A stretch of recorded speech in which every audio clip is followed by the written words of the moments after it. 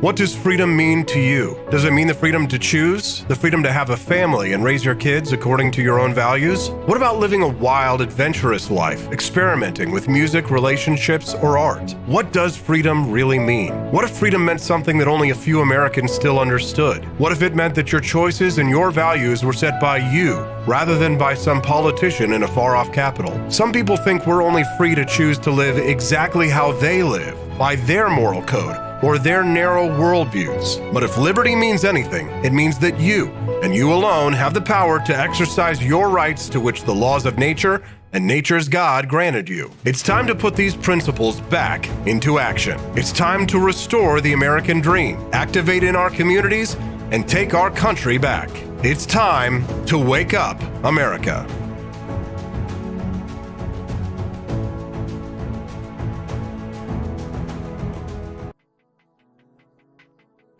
Good morning, Rise in Freedom. I'm Austin Peterson. You're watching and listening to the Wake Up America Show at wakeupAmericaShow.com. Thanks so much for tuning in today. We're glad to have you here. The drama. Steven Crowder appears on Timcast last night to tell his side of the story in detail about why he outed his feud with the Daily Wire. Now, I know that technically he didn't name names initially, and that the Daily Wire really outed themselves, but I'll explain to you here in just a few minutes why I don't really agree with that premise. We'll talk about that, and I've got clips from last night's appearance, as well as reactions upon reactions upon reactions from your favorite commentators. But, of course, your favorite commentator here right now will give you his take, and we'll talk about that here in just a few minutes. And since I've got so many of those clips, I think that'll probably be the first two segments, even though I always prepare way more than I actually do. At 7:30 this morning, this is going to probably break through some cognitive dissonance, might even make some people upset, but I'm going to bring Dr. Bob Onder on the program this morning, and we're going to dispel some of the myths, lies, and just downright BS about the coronavirus vaccines. Yes, I don't know about you, and I don't know if you spend a lot of time on Twitter. Every day, some new conspiracy theory, some hashtag, some activist BS from Instagram influencers. If I have to listen to another holistic health coach who's on steroids, who takes some other, some insane drug, every performance-enhancing drug every single day, trying to tell me that they're all natural, one, and that number two, the vaccines are killing people. It's not to say that they're not, right? All vaccines have negative side effects, but we're going to talk to a doctor. We're going to trust the experts. We're going to talk to a conservative doctor who never supported lockdowns, who never supported mandates, just like I didn't support mandates or lockdowns, shutting down of business. I never supported mandatory vaccination any way, shape, or form, but it doesn't matter anymore. The anti-vaxxers are now becoming morally equivalent. I won't say they are morally equivalent to the mandatory vaxxers. I will say they are becoming morally equivalent with their adoption of this new pure blood mania, this disgusting rhetoric that I am seeing from the conspiracists on this issue. So we're just going to go straight at it, go ham. And I'll tell you, this is the kind of issue that when I talk about this in this way, I know loses me followers. I know that people who are tuning in, for example, a few people who like to tune in on Twitter, for example, are not going to want to hear this. But here's the thing. If you're not a doctor, you can have an opinion on it. But if you're not a doctor, your opinion is not going to have as much weight as a doctor, right? I'm not a doctor, right? So my opinion shouldn't have as much weight as Dr. Bob Onder, he's literally a respiratory doctor, right? So he deals with infectious diseases related to the respiratory tract. And he's going to talk to us today at 7:30 about some of the actual dangers posed by the vaccine, and then some of the lies, myths, and BS that we hear from conspiracy theorists every day on Twitter about the vaccine. Does the vaccine cause myocarditis? Does COVID-19 also cause myocarditis? And we'll talk about what that means with an actual doctor at 7:30 a.m. today. Then we'll get back onto the Crowder versus Daily Wire beat at 8 a.m. For those who who like to tune in later. We usually get a bigger audience a little bit later in the morning. The early birds who join us this morning, like R. Volt and Chris Morrill, and well, I don't know who else is in there this morning. I haven't been monitoring the chat, but we appreciate you all very much for getting up early and joining us on the program. For our early birds, we do get more people typically, though, a little bit later in the show. Amanda and Quest, good morning. Nice to see you today.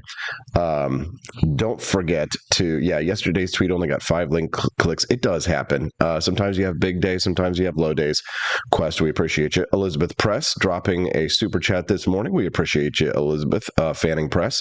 You can also text the show today at 573-319-1586. All right, well, let's get into it. So I have done a little bit of homework for you here and watched the Timcast interview so that you don't have to. If my voice sounds a little bit lower or raspier than usual, it's because, well, I think you might like this. I actually got cast to do voice acting for a cartoon, and the pilot episode was recorded yesterday here in a studio in Jefferson City. It was the very first episode, and I'm excited for it to come out. Hopefully it gets picked up and they do the whole series and I get the voice, but I got cast as the lead role in the Jonathan Gullible adventure series, and I got cast as Jonathan Gullible, the voice of Jonathan Gullible. So yesterday I was in studio doing all these voice effects and things, screaming, jumping, running, at the top of my voice, like drowning in a shipwreck and all kinds of wild stuff. So my voice is a little bit sore, but it was exciting. So, I'm excited for you to see the cartoon when it comes out. Yeah, thank you.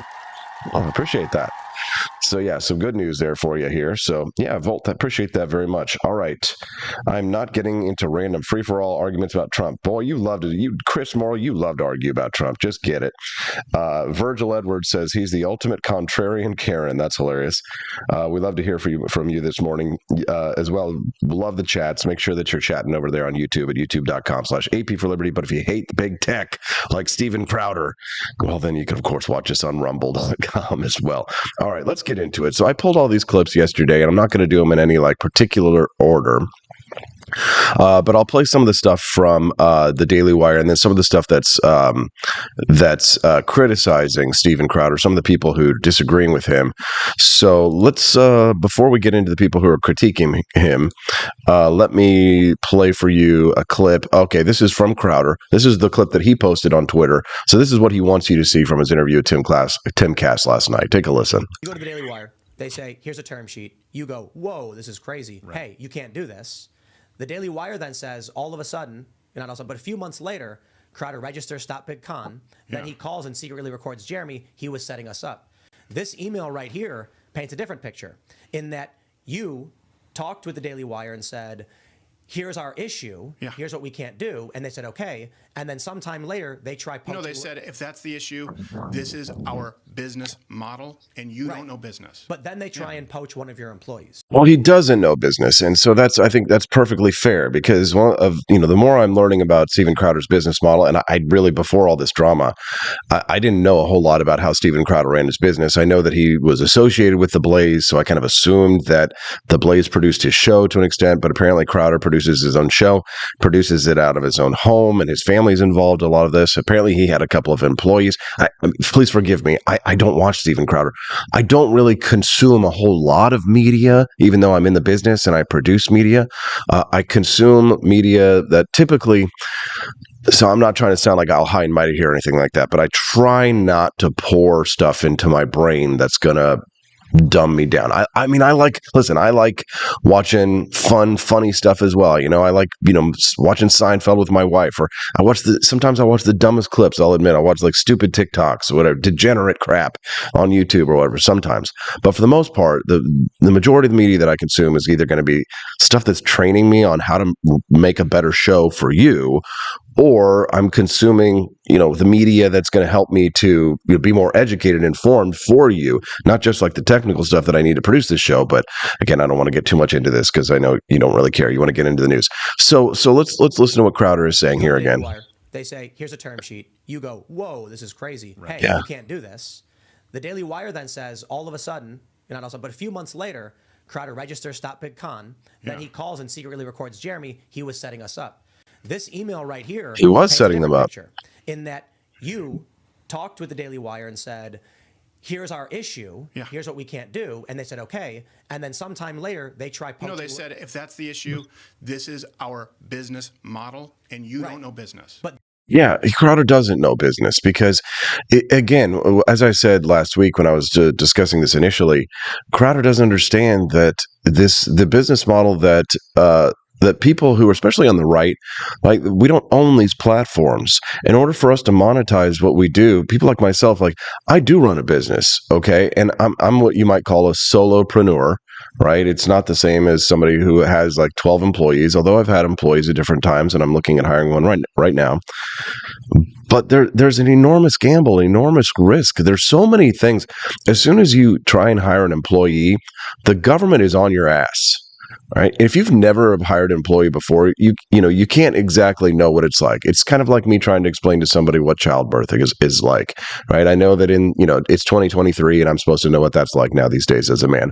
But the bitter reality is that as soon as you look at hiring an employee, it's kind of like running for president. The government is on your ass immediately, and there are reports that you have to fill out. There are responsibilities that you have to make in terms of FICA, Social Security payments, taxes, payroll taxes, filing on time, reporting on time. It's scary. I remember the first time I ever hired an employee, and I was genuinely nervous about it.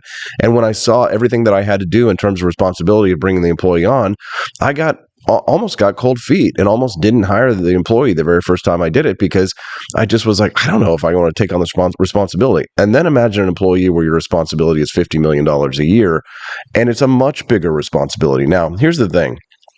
Viva Frey, who's kind of become a big popular media figure these days, he came out. He's apparently an attorney.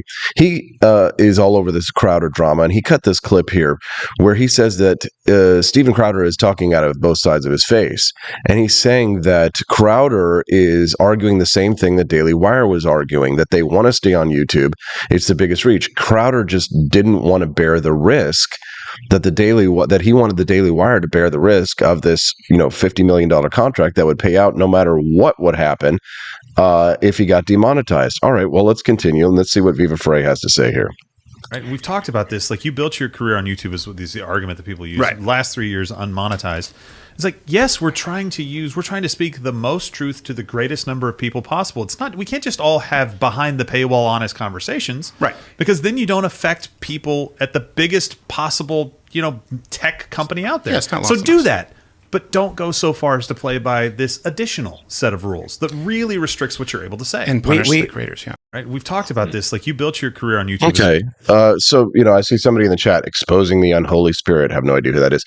Welcome. We're glad to have you here. He says, well, he's trying to diss me here, but then I thought he had a point earlier. He says, telling me you know nothing about Steven Crowder, saying you know nothing about Steven Crowder. I admit I don't know much about Steven Crowder, but please, educate me about Steven Crowder. I'd love to hear your opinion on this one. I mean, you can come over here and just diss the fact that I'm not as big as Steven Crowder. That's fine. I admit that. But I'd love to hear your thoughts of what is your opinion on Steven Crowder? I mean, are you taking his side on this one? I mean, I'm trying to hash this out. I mean, I'm a little bit more on the side of the Daily Wire, I admit. But and what Viva Frey, and when you say I don't know anything about Steven Crowder, again, I consider that a badge of honor. I don't know a lot about a lot of people because I don't make it my business to know a lot about comedians. Okay, right? I know a lot about my congressman. I know a lot about my local representative. Right? I make it my business to know a lot about them. I can tell you about Dave Griffith and Rudy Veit, and I can tell you about people that actually matter in my life. But let's be honest, I don't know shit about celebrities, and maybe the fact that you do says a little bit more about you than me. Let's continue. So this is the argument that people. Right? So this Right? guy apparently works with Crowder, and he's kind of like his enforcer or what have you. Right. We've talked about this. Like, you built your career on YouTube is the argument that people use. Right. Last 3 years unmonetized. It's like, yes, we're trying to speak the most truth to the greatest number of people possible. It's not, we can't just all have behind the paywall honest conversations. Right. Because then you don't affect people at the biggest possible, tech company out there. Yeah, it's not so lost on do us. that. But don't go so far as to play by this additional set of rules that really restricts what you're able to say. And punish the creators, yeah. Right. We've They talked. punish the creators, but the thing is that again, this is a business, right? We're not. If Crowder is in this for a movement, then why is he the thing is that he was pushing for a much larger contract initially. From what I understand, is that he didn't want the $50 million. He wanted like some $100 million thing. So, I mean, if he had gotten $100 million and he had accepted that contract under those terms, would he then be selling out to Big Con? I mean, I think that that's a little bit disingenuous here. And I think Viva Frey is right. And what he says is that, they wanted to stay on YouTube. Crowder wants to be able to monetize on YouTube, and he has in the past. But then I think this is a little bit more damning. What Viva Frey has posted over here on YouTube, this clip specifically, is much more damning, because he says what Crowder here is admitting in this clip is that he got a call from YouTube telling him to stop selling a specific shirt in a mystery box, and he agreed to do that. Right? So when Big Tech called him and asked him to do something, he jumped. So I think that that's really probably one of the most damning pieces of evidence in all of this one. And again, from everything that I've known of Crowder, which is very little to a certain time, I've liked Steven Crowder, but I'm just calling a spade here. And, I think that Viva Frey is right. But let's listen to this clip and analyze it. Take a listen. Patsies for the higher-ups. But when you get coming back to you time and time again, if you did what company X, if you did what company, meaning big conservative companies who have meetings with them, if you did that, we might be able to get you remonetized or at least not suspended. And that's what, this is the thing. Is there any examples you could give us about key issues specifically about that? Amanda Henry, she says $50 million for, let me pause this for a second. $50 million was for his entire team. He would have to pay his full 25 to 30 employees with that money. Well, I'll tell you, it doesn't cost $50 million to produce a show like that. And honestly, if you want to keep more of the money, you could pay them less, or you could have fewer employees, right? Or he could ask for more money. This was a term sheet. He had an opportunity to negotiate. He just didn't do it. He immediately threw his hands up, started recording his buddy, Jeremy Boring. And again, here's the problem. If Crowder says he's in this for the movement, right? He's in this for the movement, right? Movements require cohesiveness. I can't tell you how many times during the 2016 presidential campaign, I wanted to call out Gary Johnson for being a moron for, after he won the nomination, all the way up until, the day of the election, which I finally did write a piece the day of the election, right? When it was too late to change anybody's minds.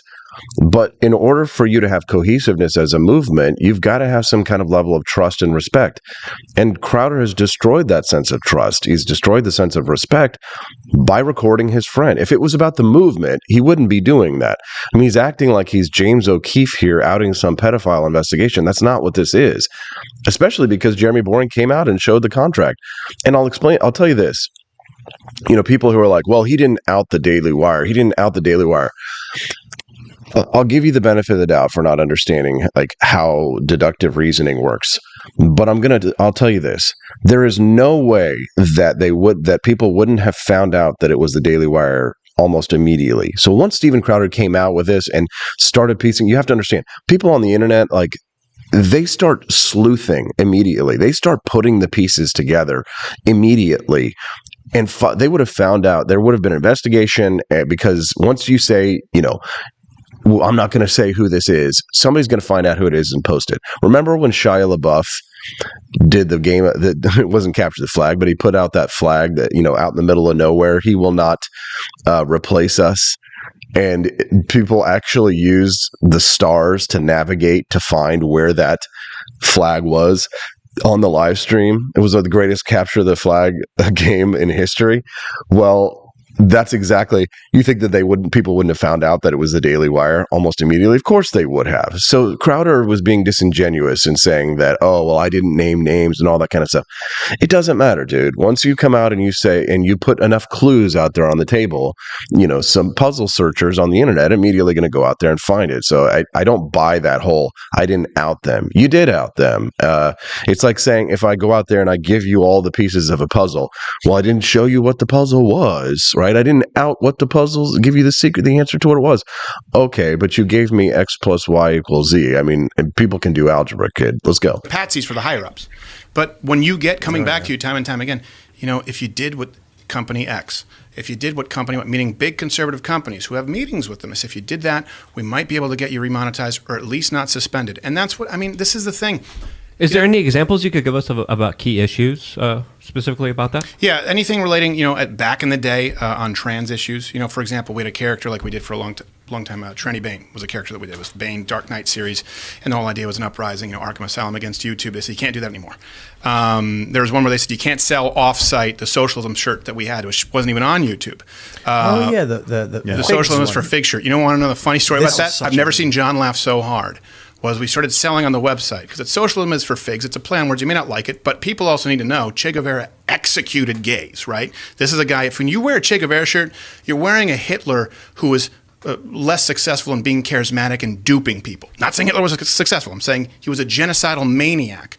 So, of course, we're mocking him. YouTube says, well, you can't do that. That shirt is hate speech. It's off the platform. So what we ended up selling at the Crowder shop was a mystery box. And I get a call from one of the most senior executives at YouTube. This is important. Listen to this. We can continue. And I go, what? They go,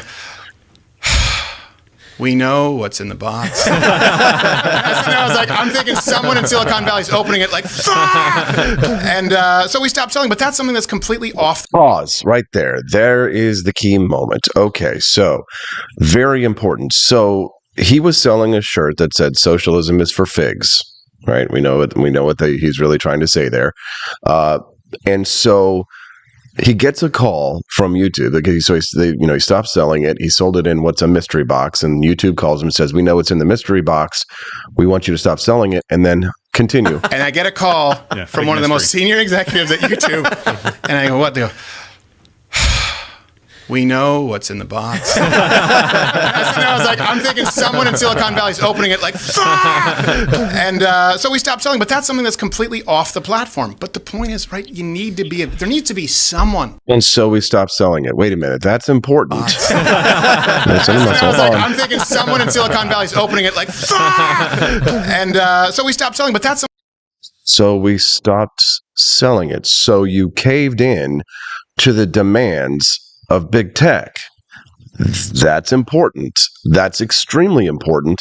I have to say, I think that is extremely damning right there. If his whole argument is that people, conservatives are selling out to big tech, and when he gets a phone call from big tech and tells them what to do, that he jumps, they tell him to jump and he says, how high? I got to be honest. I think Steven's really losing a lot of face on this one. This is my opinion, right? Again, I like Steven, but, he's made a huge mistake. What's in the box? What's in the box? Yeah, I know. I got the joke. And I guess I said not replace earlier when I should have said he will not divide us. He will not replace us.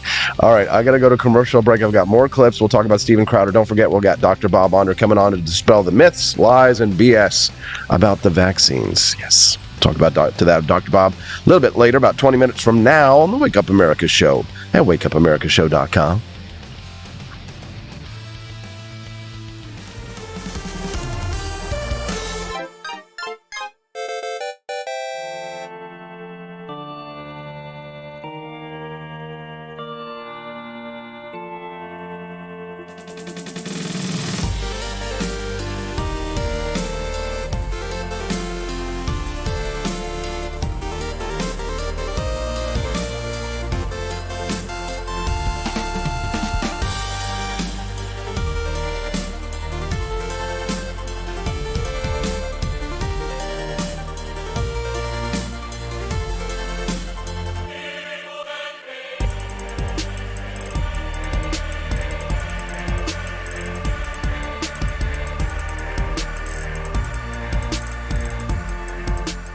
I like shooting things, but whenever I can't shoot something, I like to cut things. My life isn't all about shooting and stabbing and cutting, though. Sometimes I have to do actual work, but when I work, I still like to have fun.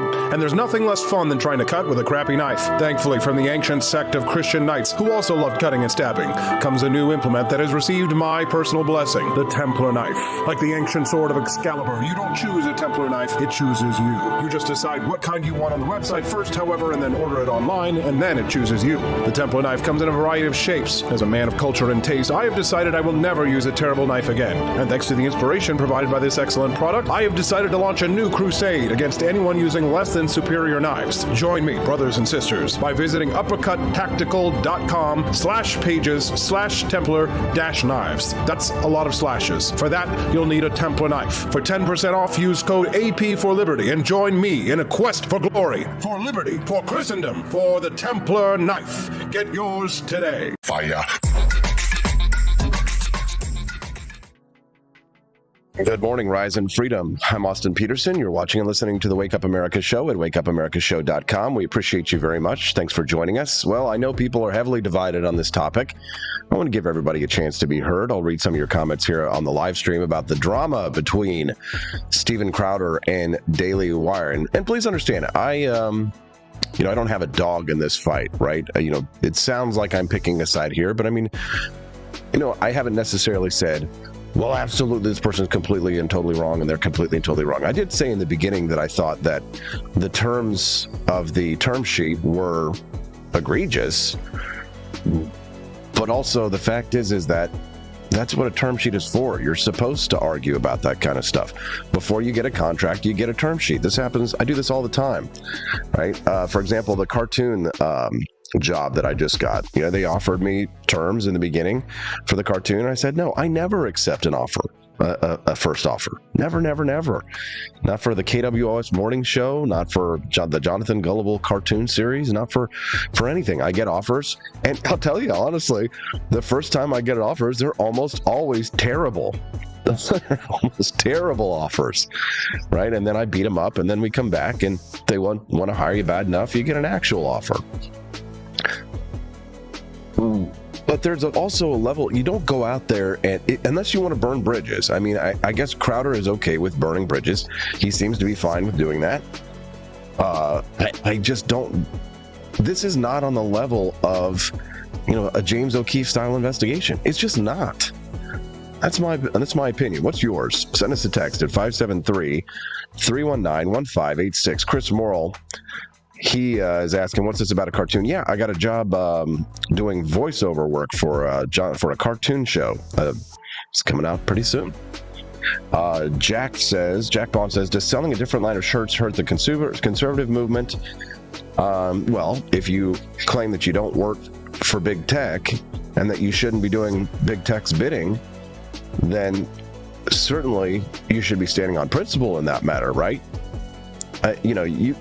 I don't know that you can let Steven Crowder slide on that, okay? Because it is a little hypocritical. You're not arguing, you're arguing scale here. Because continuing on, Jack says, does contractually, financially ruining conservative speakers if they cancel mob doesn't like them hurt the conservative movement? Well, that assumes, you're being a little hyperbolic there, that, Steven Crowder would be ruined. And you have to understand, in order for Steven Crowder to be ruined, he would have to be demonetized on he would have to have Alex Jones levels of demonetization. That's not going to happen because he's also on Rumble. And Rumble pays him, and probably pays him a lot. I'm over on Rumble. I don't have a really big following over there, but you make a little bit of money over there, and I assume that he makes a lot of money over there. Plus, you have to understand that there are ways, that I've built. If I've built the Wake Up America show to be cancel proof, see, I've got a sponsor down there in the bottom of this screen.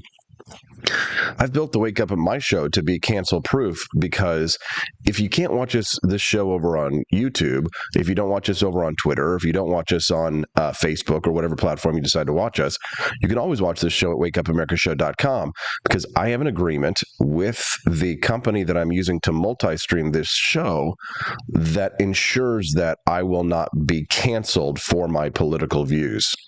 And so what that means is that if I were even completely demonetized by big tech, right, I could still stream this show on my own website, and that sponsor down there is not going to abandon me based on my my views because that's in line with my views. Lyric Capital is in line with my views, right? So you have to understand there are alternative ways to make money that aren't just involving big tech. And I think Daily Wire knows that. However, the strategy of monetization that Crowder does in part is due to his ability to access YouTube. And like he said in this clip, they want to access YouTube. They want to be a part of that platform.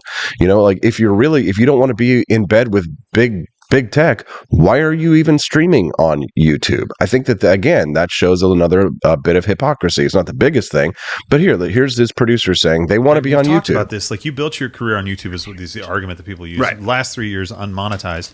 It's like, yes, we're trying to speak the most truth to the greatest number of people possible. It's not, we can't just all have behind the paywall honest conversations. Right. Because then you don't affect people at the biggest possible, tech company out there. Yeah, it's not so lost do on us. that.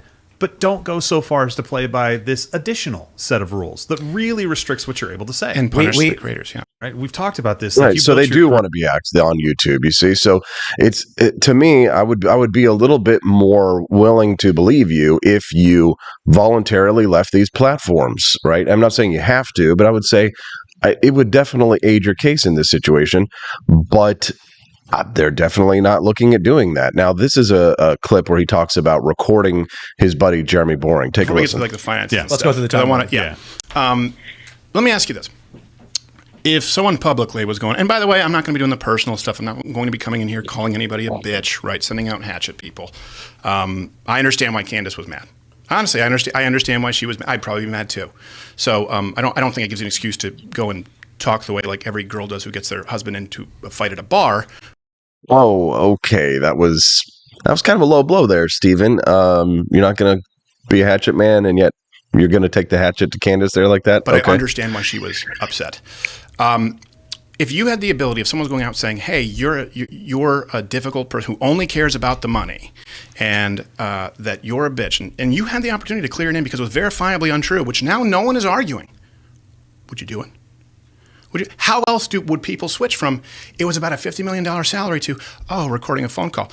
Do we allow it when James O'Keefe does it? Is it only when corruption is on the side of the left? And here's the issue. It's not corruption, right? Corruption are things like pay for play. Corruption is things like taking a phone call from big tech to sell a T-shirt, to stop selling a T-shirt and doing what they say because big tech told you to do it, right? If you're Jeremy Boring and you're running a business and you offer an agreement to a talent, you say, well, contingent upon you working here, you have to meet these kinds of obligations. And if you don't, then there are these kinds of penalties for that. That's not corruption, right? Corruption is like taking money to do something unethical, right? But you didn't even have the opportunity to say no to that because you outed the Daily Wire, Stephen, and you didn't have to take that deal. You could have changed the deal. Now, in terms of like the upstarts, I see Jack over there saying, well, this wasn't about him. He's going to be fine. It's about the upstarts in the movement. The problem with that narrative is that it sounds as if he doesn't treat his employees all that great. And here's why I hear that. This is where I'm getting this from. Owen Benjamin. Insane and a hater, and I'm just jealous and all this. No, Not Gay Jared signed an NDA. I don't sign NDAs. I don't take secret oaths. It's one of my things. I'm a gay. Gossip, analysis, intelligence. Like, I don't take secret oaths. If I got beans, I spill the beans. I'm a bean spilling machine. And so, Not Gay Jared despises Steven Crowder. Steven Crowder stole from him, stole from Sven Computer. Steven Crowder is a greedy piece of shit. All right? He calls himself a Christian for grift money. That's very it's common. Really dark. Okay, so I would tell Not Gay Jared's story. I was like, this is what actually happened. Steven Crowder went on his show and he lied through his teeth. This is one of the reasons I stopped respecting Steven Crowder, is I witnessed him lying to his own audience, which I don't do. I'll never do that. And we'll get to Vox Day in a minute. I'll reveal a lot about him today. So Owen Benjamin here, he's saying, that Crowder demanded an NDA for his employees to work with him. That's fine. I get it.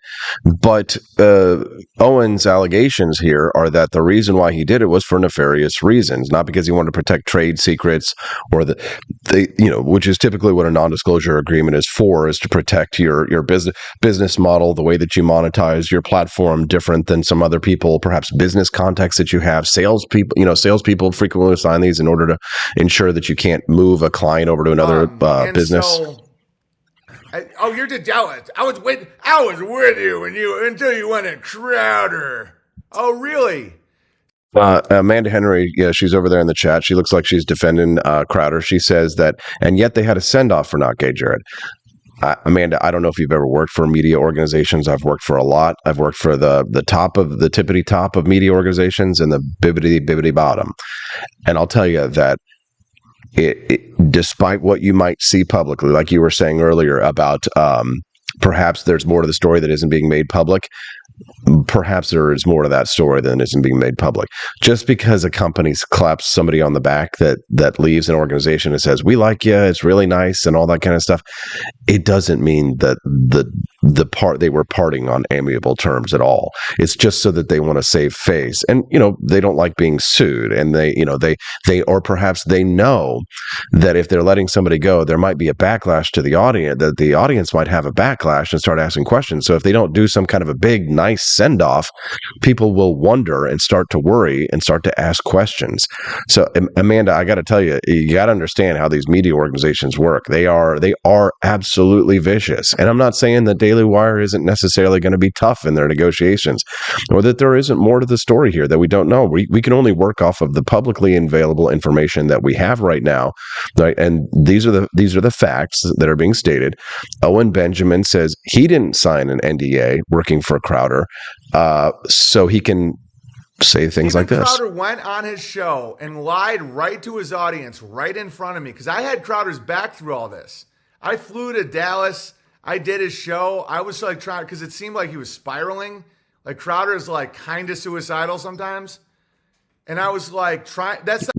That's quite an accusation. Aaron over in the live stream says Crowder recording the call wasn't egregious or illegal, just bad form. We don't know if it was illegal or not, because every state has different laws. And that is going to be a big question here about that, because the issue with recording is different from state to state. You record from one state to another. Some states are two-party consent states.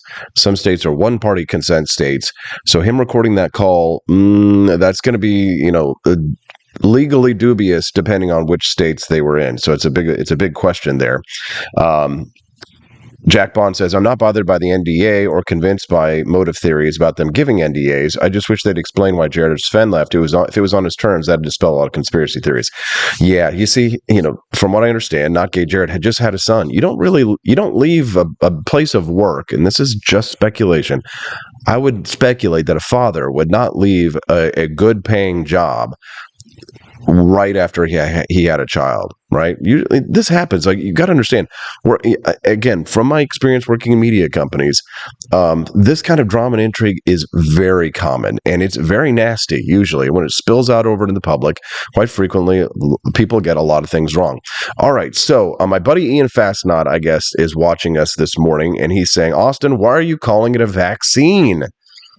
It's not a vaccine, he says. Okay, well, you know what? I'll ask Dr. Bob Onder about that one. We're going to talk to Dr. Bob Onder about whether or not it's a vaccine. If you have questions related to the vaccine, Pfizer, Moderna, whatever, well, let's ask somebody who knows. Dr. Bob Onder is going to join us here in just a few minutes. We'll dispel some of the myths, lies, and BS, as well as confirm some of your biases on these things, because, yeah, some people, I think, have been harmed by the vaccine, just like they've been harmed by the polio vaccine. Measles, mumps, and rubella also have harmed some people. We'll talk about that when we get back on the Wake Up America Show at wakeupamerica.show.com. And don't forget, Camellia, we'll continue the Crowder Daily Wire drama after Dr. Bob on the Wake Up America Show. Want an engaging website to boost your business? You're just a click away from 5-star Fiverr talent. Hundreds of freelancer skills like web design. Head to Fiverr.com today and get something started. American conservatism is distinct, like America is distinct from the United Kingdom. American conservatism's roots comes out of the Wild West, out of pioneerism. The difference between American conservatives and European conservatives is that Americans are cowboys. We are that God, guns, gold, and girls. It's wild here. And we should stay that way. We shouldn't allow a European version of conservatism to come and infect us here. We like it wide open spaces here, deep in the heart of Texas and all that.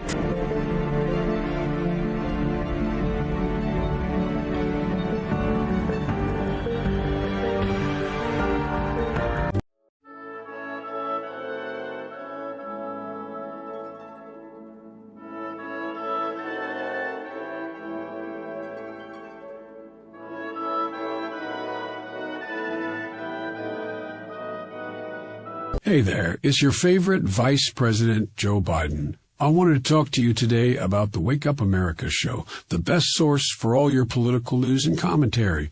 But before I get started, let me just make sure I have all my notes in order. Okay, where was I? All right, the Wake Up America show. It's a great way to stay informed and make your voice heard. Boy, what was I saying again? Oh, right. The Wake Up America show. It's important that we all stay engaged and knowledgeable about what's going on in our country and, the thing. But hold on, where was I going with all this? Oh, yeah. The Wake Up America show. It's a fantastic resource. And if you really want to make a difference, man, you can sign up to be a monthly donor at wakeupAmericaShow.com/support. Now, where was I? Oh, that's right, the Wake Up America show. So if you want to stay woke and support a great cause, head on over to wakeupAmericaShow.com/support and sign up to be a monthly donor today. And if you're feeling generous, you can even give a donation in my name. Thanks for listening, and keep on keeping on, America. Come on, man.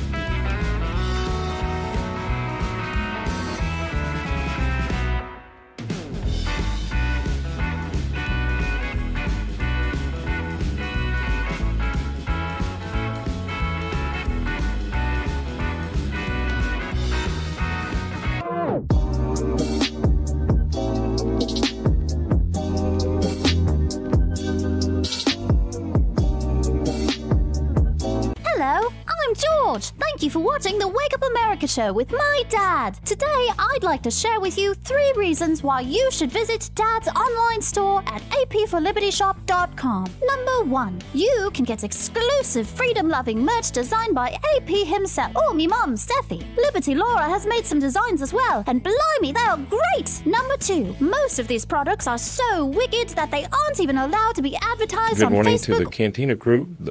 This is Elon Musk, the CEO of Twitter, and I just want to say thank you for watching the Wake Up America show. I've decided that Austin Peterson will be the new CEO of Twitter.com, effective immediately.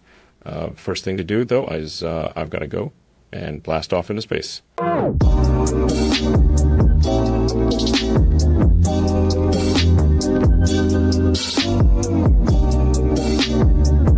If there wasn't going to be somebody who was a fiery champion of liberty, somebody who would get out there and who would be aggressive, and if they wouldn't do it with more fire or passion than I had, then I would go and I would fight this battle for us. I've fought for the principles that we all share. Parties tend to be secondary to me. We're here because we believe in the principles of liberty. I am not a perfect messenger, but I think I'm a damn good one. This is a replica of our first president's flintlock pistol. You have my full support, my respect, and my gun.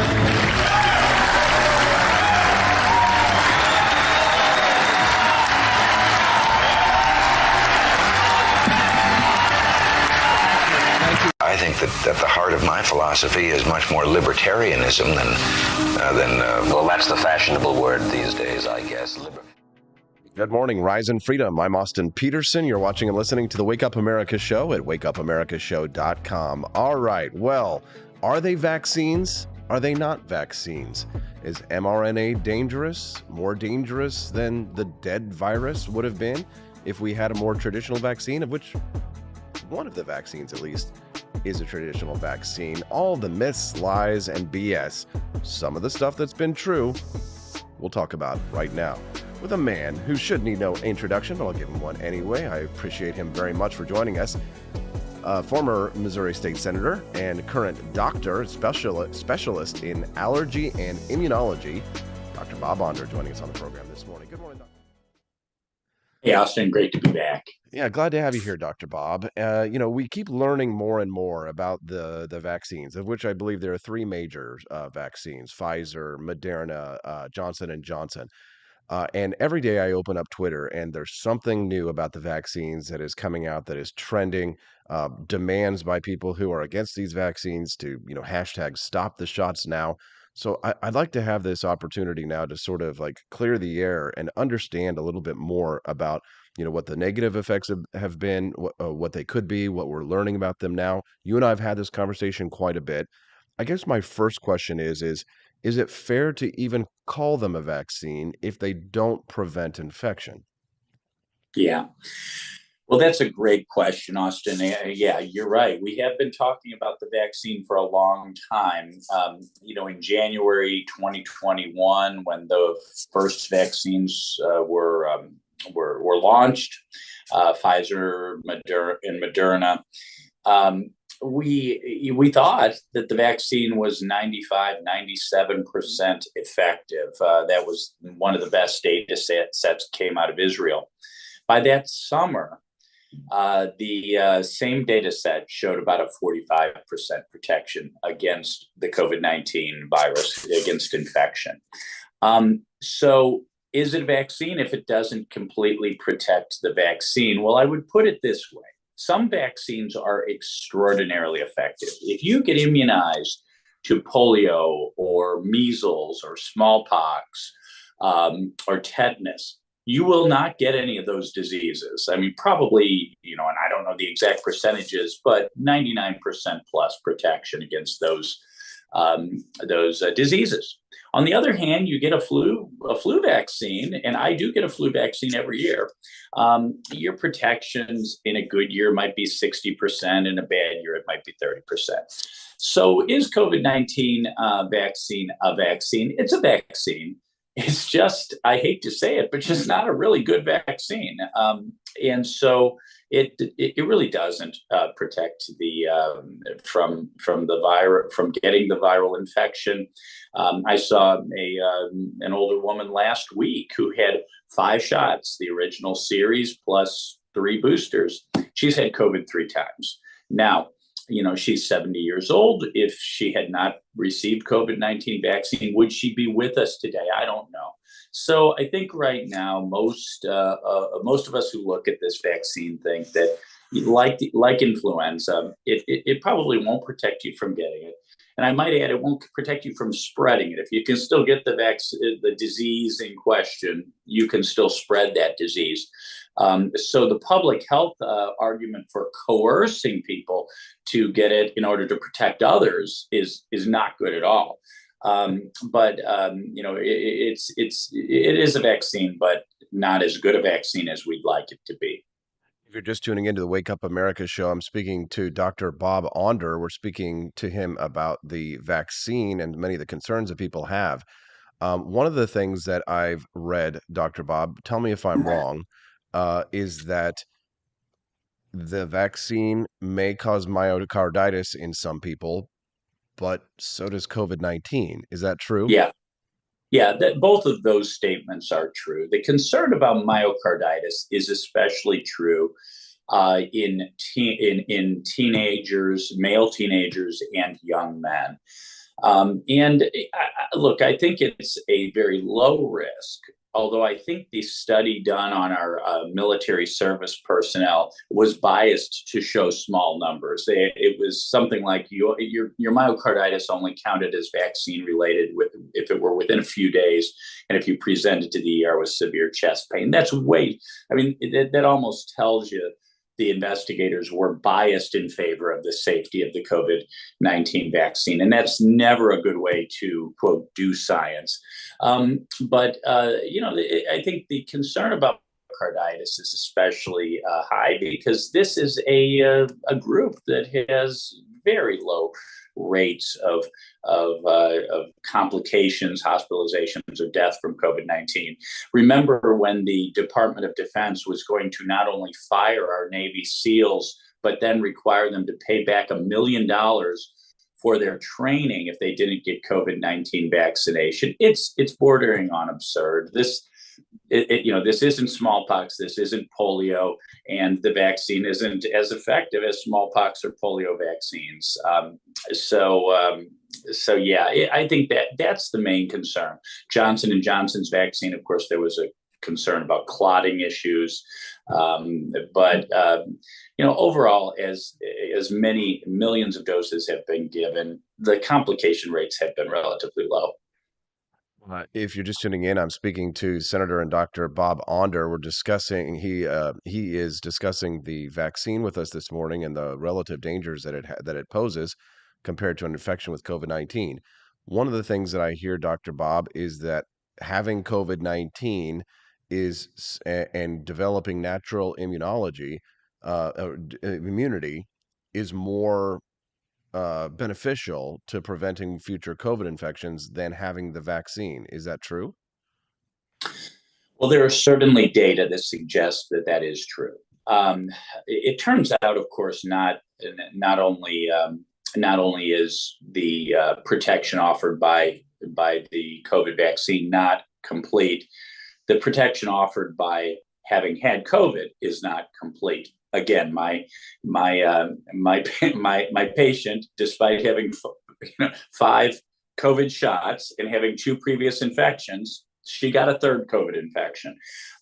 She's a dramatic example, but we know people who we all know people who have had COVID twice. We all know people who have been vaccinated and had COVID, and we all know people who were never vaccinated and still haven't had COVID.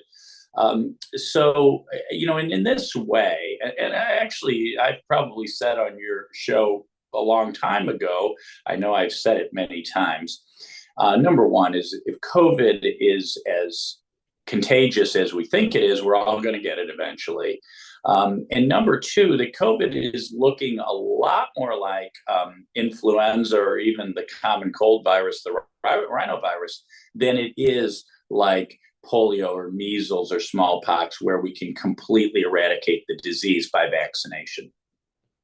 And that's why, and that was another reason why, and you remember early on, back in January, February of 2021, I was saying on your show, Austin, I'm pro-vaccine, but anti-coercion. And again, the public health argument that if you don't get vaccinated, you're some sort of a public health menace or nuisance to other folks, that's just not true. You can still get vaccinated. You can still get COVID-19 and still get it again and spread it to other people. Yeah, and I agree with you, Dr. Bob. If you're just tuning in, I'm speaking to Dr. Bob Onder. He's a specialist in allergy and immunology. We're talking about the COVID vaccine. But here's the problem, Dr. Bob. People like yourself and myself, we argued for individual freedom the entire way. We try and use facts and logic to be able to determine, the best science that we can, not necessarily trusting the experts, but relying on expertise where we can. Knowing that you are an expert, right? I do, trust you while I still try and verify and get other information. But it seems, Dr. Bob, as if the shoe is now on the other foot, where the vaccine has become so politicized that if you're a pro-vaxxer, you're a Democrat. If you're an anti-vaxxer, you're a Republican. I'm just speaking in general terms. Right? Where, we're now in a situation where the anti-vaxxers are out there, talking about people with pure blood and saying things about people like yourself and myself who, even though we defended their freedom, now see us as the enemy still because we don't agree with them that we should stop vaccinations for COVID-19 because some people might be harmed. I mean, this is a question of trade-offs, Dr. Bob. It's not a question Right. of perfect solutions. Am I Right. right? I mean, are you as concerned Right. as I am about the politicization of the vaccine on our side? Well, I'm absolutely concerned about that. There the public health community. I'm not part of that community, but the public health community declared measles eradicated from the United States in 2000. And yet, over the holidays, I think a lot of people missed it with news about Biden documents in garages and things. There was an outbreak of several dozen measles cases in Ohio among children, and I think about a dozen children were hospitalized. Again, a disease that vaccination had eradicated. So I think some of this concern about COVID-19 vaccination has spread to other vaccines as well, and that's really bad. But Austin, I would, again, there's a lot of incorrect information and rumors out there, but I would blame this squarely on the politicization of the other side. Another thing you and I talked about early on, and you and I both opposed coercion regarding the vaccine, and for that matter, masks and so on. I said, look, if the vaccine is a good vaccine, people are going to want to get it. I was vaccinated in January 2021. Now, part of that was I was a physician, and I thought, incorrectly as it turns out, that if I got vaccinated, I would be protecting my patients and my family from COVID-19. It turns out the vaccine wasn't that good, so that wasn't correct. But I wanted it, and so did a lot of other people. I had patients who drove from St. Charles County up to Hannibal or down to Farmington in order to get vaccinated at that time. But this vaccine absolutism, get vaccinated or we will fire you from your job in healthcare. I filed a bill in 2021 and to ban vaccine mandates. And we had all the business groups, the Chamber of Commerce and others. Oh, no, it's absolutely essential that everyone get vaccinated. I knew nurses. And we have a healthcare worker shortage right now. I knew nurses who were fired for getting the vaccine. So I really think it was, the Biden administration, and I hate to say it, I hate to be partisan about it, but Democrats who do tend to dominate the public health community. I think there's no question that Tony Fauci is a progressive, that I think drew first blood in this politicization of the vaccine. Yeah, it's such a dangerous thing to politicize here. I'm reminded It of is. I'm reminded of an interview that I saw with Dr. Thomas Sowell when he was talking about the polio vaccine, where he said Yeah. explicitly there are no solutions, only trade-offs.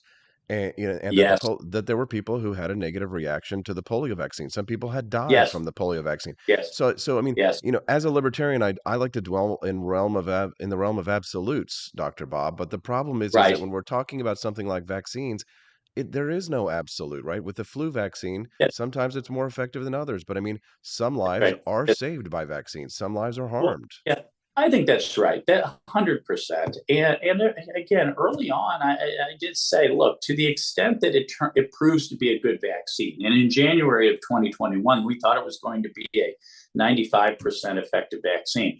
People are going to want it. I was part of that first wave that got vaccinated willingly, eagerly. And if it were a really good vaccine, I think, pretty much everyone would, not everyone, but I think upwards of 90% of people, at least those at risk, Austin. And let's face it, children, young adults have almost a zero risk of serious complications or death from COVID. But everyone who was at risk, if you were 70 and had a heart condition, you'd have about 100% acceptance of a really good COVID-19 vaccine. But because it was pushed on us, because people, political authorities and employers tried to shove it down our throats, that's when you got the pushback. But that's right. Thomas Sowell, the great libertarian economist, talked about trade-offs. We talk about trade-offs in medicine all the time. Every time I do a procedure, risks, I explain to patients risks, benefits, and alternatives. Why are we doing this? What are the risks of doing this? And what are your other alternatives? And one alternative is always doing nothing. Watchful waiting, seeing what happens. And I think we're losing sight of that because of the extreme politicization of the COVID pandemic. One last question for you from one of our listeners, Dr. Bob, Elizabeth Fanning Press. Do you think that it's possible that the communist Chinese used this as a bioweapon, that they deliberately unleashed this upon us? So do I think it's possible? Yes, I do. Do I think that's how it happened? Probably not. I think and this is clear from Tony Fauci's record, there are scientists who believe in gain of function research, that we should engineer on purpose viruses that are more lethal so that we could do experiments and then develop vaccines proactively for those viruses. There's no question that Fauci in his career has made statements explicitly arguing for that. We also know that the EcoHealth Alliance, the United States tax dollar money, helped to fund research in the Wuhan lab. I think most likely at this point that the Wuhan lab was doing gain of function research on coronaviruses, and it leaked accidentally. I think that's the most likely. If the Chinese were going to use it as a bioweapon, I think we would have seen the first cases in Manhattan or Paris, not the Wuhan province of China. But I think it clearly came from there. The evidence of the so-called furin cleavage site is evidence, a smoking gun, one prominent researcher called it early on, that it was a man-made virus, not from bats or pangolins or all the other crazy. So there are crazy theories on both sides, but the bat pangolin theory seems to be just as crazy as some of the conspiracy theories on our side. Dr. Bob, a man who is known for being fair and balanced, but not when it comes to liberty. He stands for liberty every time. Dr. Bob Onder, every time. Very much. Yep, thank you very much for your time today, sir. We appreciate you very much. Thank you, Austin. Great to be with you. Thank you very much. What do you think of Dr. Bob Onder? I like that very much, that explanation that he made about whether or not they would have done that on purpose. They would have unleashed it in Manhattan, much more likely. Yeah, that makes a lot more sense, right? If they're going to do it, they know it's going to get back to their own people, but why release it here first, right? Then they could have blamed it on us if they had done it in Manhattan. That makes a lot more sense. What do you think, though? Maybe I'm wrong. All right, you think I'm wrong about a lot of stuff. Camellia Peterson thinks I'm wrong about a lot of stuff. Let me go get CJ to tell me why I'm wrong about Stephen Crowder and the Daily Wire. We'll be back with more on the Wake Up America Show at wakeupAmericaShow.com. Donald Trump and I approve this message. Believe me, Austin Peterson is the best. He's got the greatest Wake Up America show I've ever seen.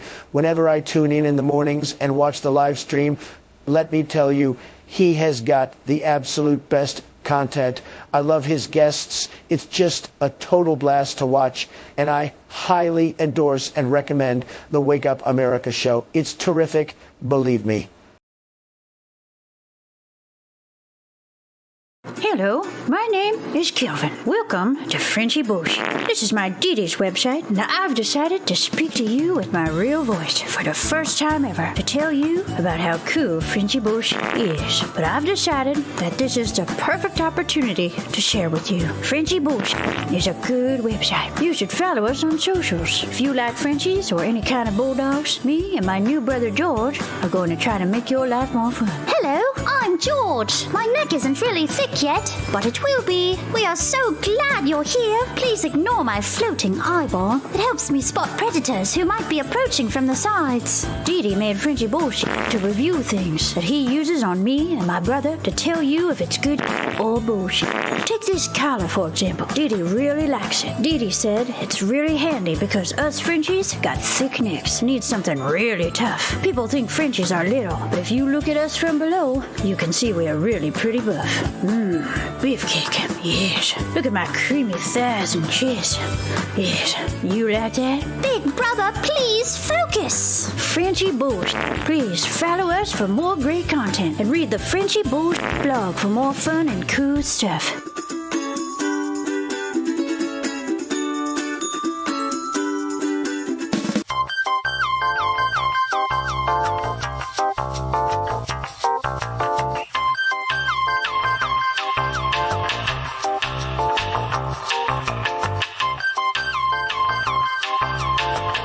I'm a public defender. I am a public defender. I'm proud to be a public defender. 80% of Americans accused of a crime will get appointed a public defender. Everybody from a speeding ticket to capital murder. For every dollar we spend on public defenders, we spend $3 on prosecutors. Public defenders have to do pretty much everything on their own. Social workers, counselors. Investigating is another piece of it. The average public defender holds 300 cases annually. You never feel like there's enough time. Public defenders have health issues all the time. A lot of people give up and say, I can't do this work anymore. Gideon's Promise trains, mentors, and supports public defenders. There are a lot of people who say that they would not still be public defenders, but for Gideon's Promise. It's fueled me to continue on in this fight. Gideon's Promise has changed the face of public defense. People see us as troublemakers. Good trouble only. We don't make it easy. It should not be easy to take away someone's liberty.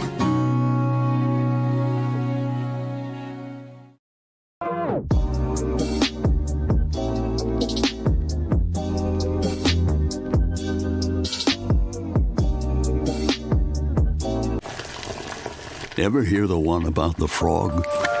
Put a frog in a pot of boiling water and it'll jump right out. Here's my resume again. But put a frog in a pot of cool water and slowly heat it up, and that frog will boil. It's a lie. But as a metaphor for us and all that we go through as veterans, any real-world experience. It's a story that rings true. We make excuses for how we feel. We push everything down. We tell ourselves the lie that it's easier to stay in that boiling water, to disconnect. And some days, maybe it is. But you've never been interested in easy. Make no mistake, reaching out is hard. Do it anyway. You're not alone. You've got this. You are not a frog.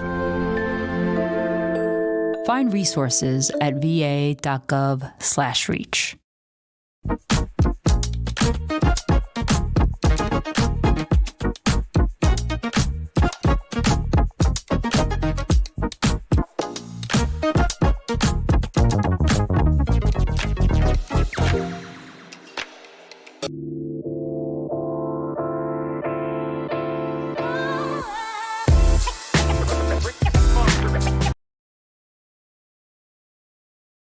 Back. It's okay. Good morning. Welcome to the Wake Up America show. I'm Austin Peterson. You're watching and listening to me. Yeah, while I was goofing around with my good friend Camellia Peterson, who's over on the chat now. Doesn't she look radiant? Good morning, CJ. Thank you, making me blush. Kept him talking, sorry. Oh, funny. You caught us chatting. We were just talking about, and maybe people like to hear this kind of stuff, but I got a, she was asking why my voice was so raspy, and that's because of voiceover work. For those of you who didn't hear earlier, I got cast as the lead role in a cartoon called the Jonathan Gullible Adventure Series, and I played Jonathan Gullible, so I was hooping and hollering and screaming at the top of my lungs in a microphone yesterday. So Camellia, thanks for joining us this morning for a topic that I think probably shouldn't make you blush, at least. The drama continues between the Daily Wire and Steven Crowder. Who you got, Camellia? Which side? One or the other? Pick one, and if you pick the wrong side, then you'll have your entire career and life destroyed. I have to pick one. I can't do like Jack Bond in the chat. He was like, "You're really kind of like both sidesing this." Well, both sides. Are you both sidesing this one, though, Camellia? Well, I can understand it from both angles. And I was listening to I missed the first few minutes of your show. I'm sorry, because I was listening to the interview on Timcast for a little bit. And so the thing is what kind of came into my mind was that he wanted, it was like a conflict between business and friendship. So, you've got the Daily Wire, who's really trying to make a go of this and become a major player, in the entertainment industry. They're doing things with Jordan Peterson. They've got all kinds of things going on that is far beyond even the political things, which is what, conservatives need to be doing. And so they're looking at this from a business angle. And then, Crowder kind of comes in and he says that he's talking at it from that his motivation is that this is for the cause. And, I get that Daily Wire is also doing it for the cause, so to speak, too. But it's just, there is a difference in what your primary motivation is, or what's the bottom line, because it's going to affect how you do your business. And I'm not so sure. I don't, I've not ever watched Crowder a lot. I've seen some things just like everybody else, like you, and I don't really have a vested interest in him. But, I'm skeptical of whether or not he's just in it for the cause, and he's really not in it for the money either. I mean, I think you can be both, and there's nothing wrong with that. But yeah, when you mentioned, the thing where he took his shirts off of YouTube or stopped selling it or whatever, like, okay, maybe. And I know a lot of people want to defend Steven Crowder. And the thing is, I was thinking about that when we were talking, when I was reading some of the things in the chat, when you guys were talking about it earlier. And I thought people are really, we do this, people are really prone to have a really unearned trust in media figures that you don't know, and you start ascribing virtues to them that you really can't verify, because all you see is what you hear is what you see on screen, what you hear other people say. And would I support you? Of course, but am I going to give you blind loyalty? And I support you more because I know you personally. Yeah, that's a big difference. I have good reason to do that. I mean, and even then I still don't do blind loyalty for anyone, but there's a huge difference in if I know somebody personally, just from, not on screen only, and what we see, kind of in this following with Crowder. Right. And I wouldn't say, I can't think of a specific instance, but I mean, you might have or probably have seen a scenario where, I had an opportunity to do the wrong thing to benefit myself, but I did the right thing even when it didn't help me. And that's when you kind of like know that you can trust somebody, or that somebody is in something for the right reasons. One of my favorite quotes is from a gentleman by the name of Morton Blackwell, who's the head of the American Conservative Union that runs the Leadership Institute. And he has these rules of the public policy process for how we are supposed to treat each other in the movement, if we are in the movement. And I have to say, the Daily Wire but mostly Steven Crowder is breaking those rules all over the place. So if you're just tuning into the Wake Up America show, I'm speaking to Camellia Peterson. We're talking about the drama between the Daily Wire and Steven Crowder.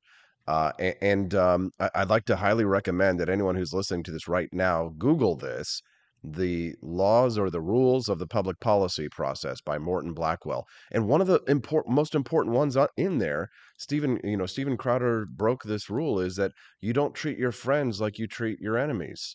Right. But I mean, libertarians are guilty of this all the time, Camellia. The drama that's playing out between the Daily Wire and Steven Crowder is like a more actual consequential version of what happens in the libertarian movement every day, the circular firing squad. But I mean, if it was really about the movement, I don't think Crowder would be acting like this. Sure. And I think that you have to, they were talking about whether it's just business versus, you wouldn't do that to your friends. And honestly, I can remember when I was growing up, because my dad, I think, except for one very brief stint, was always in business for himself. He's very creative. He's always been entrepreneurial. I don't think he could handle working for someone else. But so he had to deal with all of these things. And he would always tell me, don't go into business with your friends. And so, I mean, there are exceptions to that, but it is something that if you do it and you think, well, I'm going into business with this person and we're friends, that adds a whole nother layer of expectations.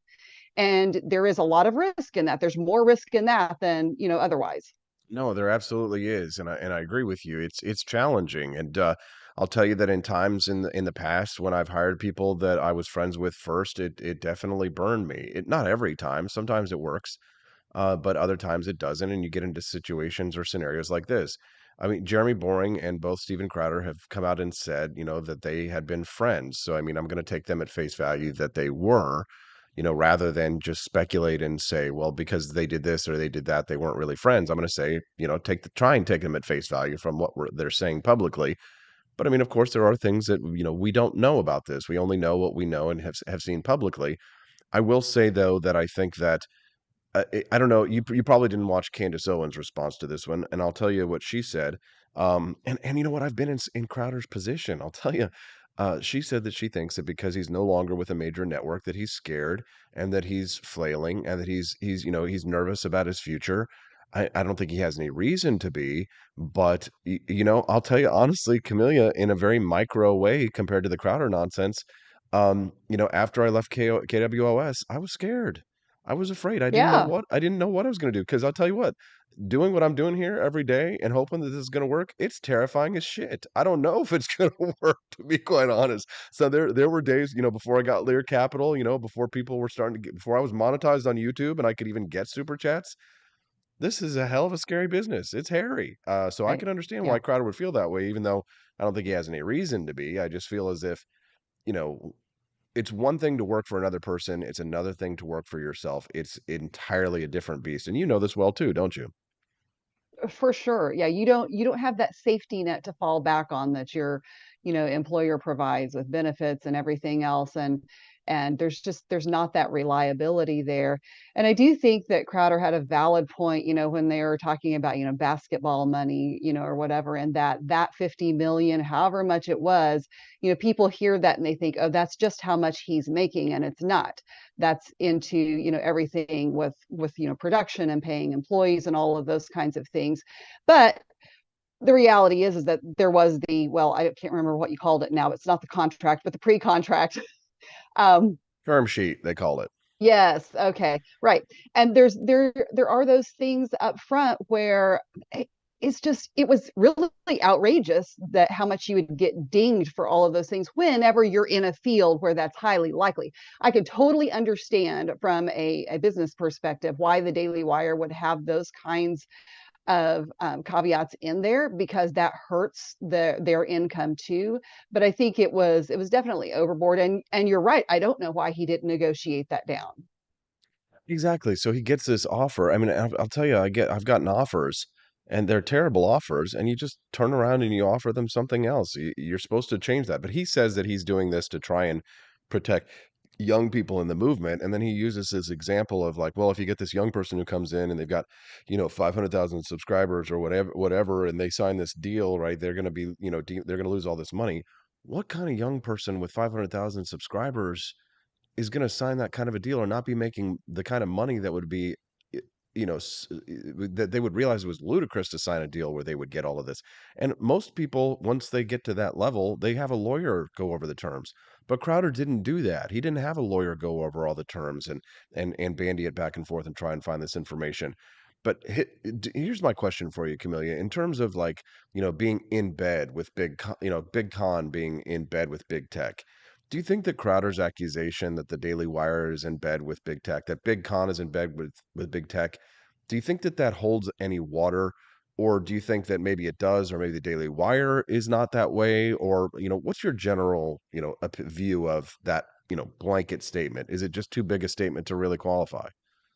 Well, I don't quite understand his premise for that. I mean, if the premise is just that they're doing this so that that they're penalizing people if they get strikes from big tech, I mean, I think that's kind of weak. I don't think that really holds up. I think that's just, mitigating your risk from a business standpoint. But it is, I mean, it's a known risk factor when you're talking about political issues and you know what, the norm has been for big tech, censoring things. But I don't know that that means they're in bed with them. I mean, I think it's that they're being pragmatic and facing the reality of it. Mhm. Yeah, because they can't. I mean, again, they can't be a benefactor, right? They're running it as a business. It's the same way that I run this operation. I run this as a business. If I were to hire somebody as a talent and give them their own show, it would be contingent on their ability to make more money than I pay them. I mean, I'm sitting there right now as I'm kind of crunching numbers, right, for this new staffer that I want to bring on. I'm sitting there and I'm like scrutinizing every hour that I would spend. What would I have them do during this hour that would allow me to earn more money per hour than I pay them? And quite frankly, the fact is that if you're an employer, you actually a lot of times make less than your employees. Yeah. It's which is Yeah. which is I mean, people don't realize this, Camellia. They like I'm No. sitting there down. I'm like, okay, let's say I pay my employee $15 an hour. Okay, well, I might make $25 an hour from this employee, which would mean after taxes and everything, I might make $5 an hour from spending $15 an hour with all the taxes and FICA and all this kind of stuff that you have to Right. do. It costs, the employees benefit. My dad does the same thing all the time as a contractor. He goes out and he hires all these employees. The employees are making bank and he's making less than they are. It's unbelievable Right. how business works. People don't understand, Camellia. No, they don't. I mean, the employer is really taking on all of the risk for the employee, across the board. And so one of the things that stuck out to me when Crowder was talking about this issue is that it sounds like he's torn between, obviously wanting to keep making money, but also trying to put himself out there as like he's out there fighting for this noble cause. And it sounds noble to say that you're on YouTube just to reach the greatest number of people. But let's be real. I mean, that's really not believable. I mean, yes, he's big on Rumble. I don't know a whole lot about Rumble in terms of monetization, but and it sounds like he has a large following on Rumble and has monetized that now and is making money. But you cannot tell me that a significant portion of his income is not coming from YouTube. And somebody, I can't remember who it was on the show, mentioned the idea of whether or not you're pushing the Overton window or playing ball. And that's really it, isn't it? I mean, how do you balance those things? You have to, if you want to get your message out there, you kind of have to play ball too. Yeah, no, I agree. Absolutely. I mean, I have to be careful about things that I say, and knowing that, I'm reflecting, the views of, not the views of, but, what I say and do reflects on my sponsors. Because, boycotting was one of the examples that was used in that term sheet that Crowder got was that if there was a boycott issued against one of his advertisers, then that could also induce a penalty, which would mean that Crowder would have to say, okay, well, I've got to be careful about how I represent my advertisers because I don't want them to be boycotted. But here's the thing. The question is because Crowder was telling them to change their model, right? Daily Wire's business model was to monetize through YouTube and Facebook and Twitter, et cetera. And Crowder is just telling them, oh, just change your business model. I mean, yeah, easier said than done. There's one network that we know of that's a major network that doesn't do advertising, and it's HBO. And they get all of their money completely through subscriptions. They don't do advertising. Every other network does advertising. If you're on Fox News, the advertisers are the ones who control the news in the sense that you can't say this or that because the advertisers can pull their advertising, so they don't want their advertising to be next to people saying cuss words. That's fine. That's their business, right? What I think a lot of people might have a problem with is the advertiser guidelines, not necessarily big tech, but big ad. But even so, if that's the case, then perhaps an all subscription model, no advertising model is really the way to go. Some people do that. but most people don't have that kind of opportunity. I don't have that kind of opportunity. Right. I don't have that Yes. luxury. Right. And I think that that's, people on the right especially tend to have um, this idealistic, idea that we can go to the subscription only model and they're going to support those people that are out there doing the right thing. And let's be real, people on the right tend to be a little more thrifty, I think, in general. Mm-hmm. And so, we're not always real willing to, put our money out there for all of these different creators that we want to support. It's true, and full disclosure, Camellia is a monthly supporter of the show, which you should be as well as Sarah Palacios. She's been a member for a while. She's a supporter. She says, "For the love of Pete, hit the like while AP is live." Yeah, no kidding. 44 people watching live. We should have way more likes than we do right now. If you're just tuning into the Wake Up America show with Austin Peterson, I'm speaking to my friend Camellia Peterson. We're not related, although a lot of people sometimes think we are. We are not. I should have my name up on the stream so people can see the SEN and the SEON. Not that people pay attention anyway. But please do like the stream for us. Well, we appreciate it. Camellia, is there anything else about this topic that you'd like to comment, or anything else that you'd like to share with our audience before we let you go? Well, I was just going to say what popped into my head when you said something a minute ago about, boycotts and things like that. I said, well, and we just see what happened with the free market with M&Ms. And they got so much backlash, they fired their spokes candies. What in the world? Yeah, for those of you who don't know, Maya Rudolph from Saturday Night Live got hired as the spokesperson for M&Ms because the backlash to M&Ms for doing the all-female M&Ms was so massive that the company actually changed their business practices, which goes to tell you that, these pushbacks, conservative pushbacks against against companies and big tech and things like that, they do work. So, I mean, I think that there's a lesson there. I am here to tell you that we should keep punishing M&Ms because the statement they came out with was so condescendingly arrogant. I'm like, punish them harder because, they're like, well, we weren't, we made some changes to our beloved spokes candies and we weren't sure if anyone would notice it. We definitely didn't think it would break the internet, but now we get it. Even a candy shoes can be polarizing, which I was like, and they were like, so guess what? We're taking your spokes candies away and giving you Maya Rudolph. I don't know if it's an improvement, to be honest. Camellia Peterson, editor of the Libertarian Republic, an activist for Americans for Prosperity, and a good friend of the show. Camellia, thank you for all your support and your friendship and love. We appreciate you. Have a great Tuesday, y'all. Have a great Tuesday. We'll see her again later on in the week. All right, so I'm going to stick around here on this. I'm not going to go to commercial break right away because I'd like to talk to you all about the laws of the public policy process. Our friend over in the live stream, Donald Hoover, first time seeing you. Donald, thank you so much for the super chat. Grateful to have you joining us today. He says that Crowder hasn't been able to monetize on YouTube for 3 years. That's a really important point. And one of the things you got to understand, though, is that when you have access to that audience, you can monetize in different ways. So, he's posting on YouTube. He's still on YouTube, right? Because he wants access to the audience, right? Just like I do, just like anybody else, right? I'm not saying that's bad. But you can still monetize in other ways, right? So, for example, you're watching the show right now. You see my Lear Capital sponsor down there. Visit learaustin.com to get a free info packet on gold and silver, ways to increase your portfolio and your holdings. But in terms of access to YouTube monetization, I guess Crowder has been demonetized there, but he can still post his information. What do you think about this story? And I love seeing all of your opinions over there. I try and share as many as I can, super chat or not. You can send in a text if you absolutely want me to see your views. 573-319-1586. That's 573-319-1586. Yeah, see, I'm as Elizabeth Fanning Press texted in how I diversify, right? I do voiceovers, sponsorships, right? And I try and get on as many platforms as possible.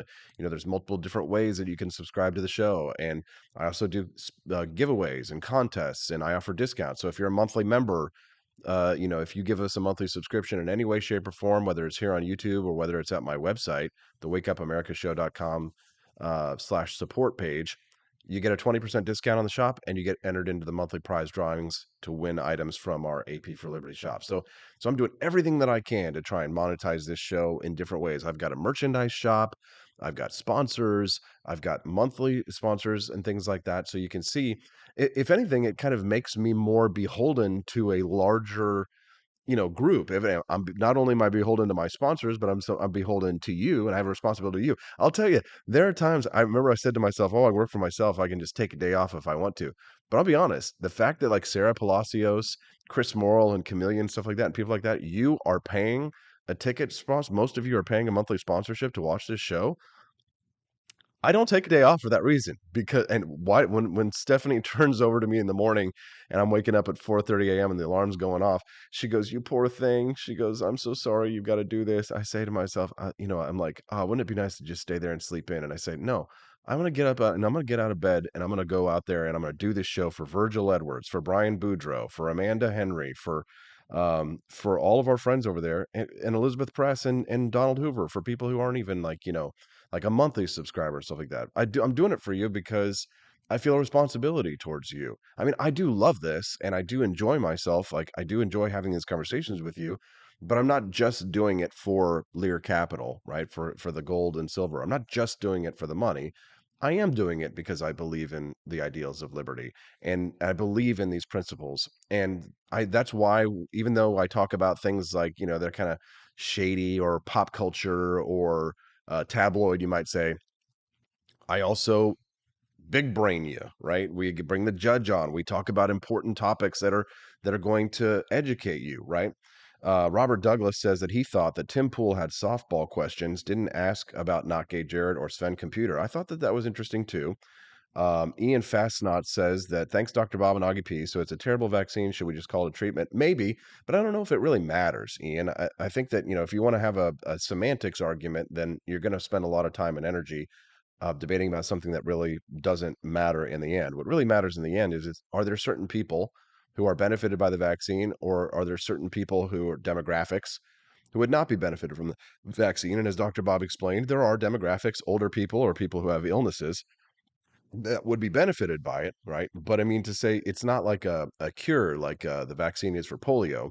But again, you can't cure the flu in a sense, right? And even the flu is not the flu. I read a great article by my friend Dr. Howard Wetzman yesterday, who was explaining that, people die from the flu, but the flu isn't really the flu. Each flu virus has its own sort of different way, and many of those are coronaviruses. And a lot of people actually die from heart diseases that are generated from the viruses that are flu viruses.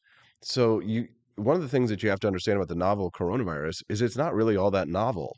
As a matter of fact, it's pretty ordinary as far as viruses go in terms of the type of damages and that this disease does. So I would say if to consider that, if you don't want to call it a vaccine, then you might not want to call COVID a virus, right? Because or you wouldn't want to call it a novel coronavirus because it's anything but quite ordinary. All right. So in terms in promising, giving you what I promised, talking about the big brain stuff, right? So I know that I might lose listeners while we discuss this kind of more dry topic related to the Steven Crowder and Daily Wire drama.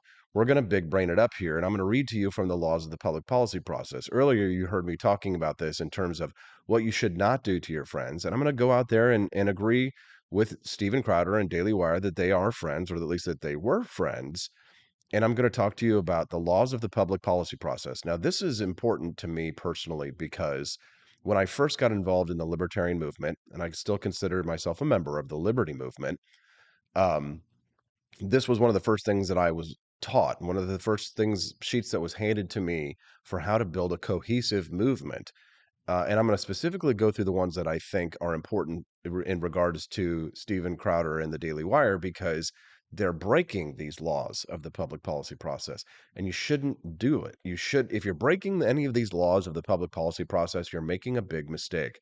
Now, I won't say that I'm an expert in a lot of things, right? I'm not an expert in vaccines. That's why I had Dr. Bob Onder on there. I'm not a doctor, and I'm not a lawyer, right? So I'm not going to get into, the legal ease in terms of contract disputes. But here's something that I'm an expert on, and that is the public policy process. In regards to our democratic processes in the United States, voting, politics, policy, elections, politicians, this is what I'm an expert on. So if you're listening to the program right now, you're going to hear me talking about something of which I'm an expert: building movements, cohesive movements, building communities, building healthy communities. And I have in the past built unhealthy communities and learned from those mistakes to where now I know how to build healthy communities. So I'm going to talk to you now about why I think what Steven Crowder and the Daily Wire are doing is wrong from a laws of the public policy process perspective. Now, in this, they have some things that aren't necessarily relevant, right? One of them is, number one rule is never give a bureaucrat a chance to say no, which means that if you're going out there and you're trying to get something done politically, then you put a bureaucrat's back against the wall and you make them make them an offer they can't refuse, right? That's not necessarily uh, um, it's not relevant to the Crowder Daily Wire drama, but it's to help you understand what these policy rules are. And there's too many of them to read all. There's 45 of them. So I'm only going to go through the ones that I think are relevant to Crowder Daily Wire. 3, don't get mad except on purpose, right? So Crowder is going out on this moral outrage tour against the Daily Wire and against what he calls Big Con being in bed with big tech. If he's mad and he's not mad on purpose, then he's making a very calculated mistake, right? He's spinning his wheels, as Candace Owens had said in her response to Steven Crowder the other day. If Crowder is going out there and throwing these reckless jabs, which he appears to be doing, then he's breaking the third rule of the public policy process. He's getting mad, not on purpose. But here's the thing. I could be wrong. He could be mad on purpose, right? And one of the indicators to indicate that is that he registered this website called stopbigcon.com, and he did this quite a while ago. So if he's mad on purpose, he's doing this in order to launch his own project, which is still a little shady in the sense that it was all just really a marketing scheme anyway, which in some sense you ought to feel a little bit misled in that sense, because it was all really just marketing taking advantage of the marketplace in order to advance his own projects, which may be good for business in that sense. Then he's really just like the Daily Wire. Maybe it's all a big con, and maybe big Steven Crowder and big Daily Wire are all in this together, and they really are friends behind the scenes. Has anybody floated that conspiracy theory here? Yeah, maybe this is all just drama manufactured by the two of them, and they're really secretly in on it together. How come nobody's advanced that conspiracy theory? I'd like to hear your thoughts on that. All right, so don't get mad except on purpose. I think Steven is probably breaking that rule. Let's see. Give him a title and get involved. You can't beat a plan with no plan. All right, so political technology determines political success. Here we go. Number 11, the big one. The one that I think is the most relevant here. And again, you should download this document called The Laws of the Public Policy Process from the Leadership Institute. So you can set your watch by these rules. You follow these rules, you'll have a successful movement. Number 11, in politics, you have your word and your friends. Go back on either and you're dead. Let me ask you something. Hypothetical question. If you found out that I stabbed Camellia in the back, how would you feel about me? If you found out that I screwed Camellia over for whatever reason, and I was supposed to help her with something, but I ended up not doing it, or you found out, like Camellia came out and said, well, Austin's not a very good person. He lies about this and all this kind of stuff. Wouldn't that change how you feel about me? Right? Because she's my friend, right? And you have your word and you have your friends. And if you go back on either, you're dead. Now, again, I'm taking Steven Crowder at face value and Jeremy Boring at face value that they were friends. And so Crowder, in recording these conversations, is going back on his friends. Not necessarily his word, but still, if you break rule number 11 of the public policy process, as Morton Blackwell says, you're dead. Here's a good one, too, number 15. This one's perfect for this situation.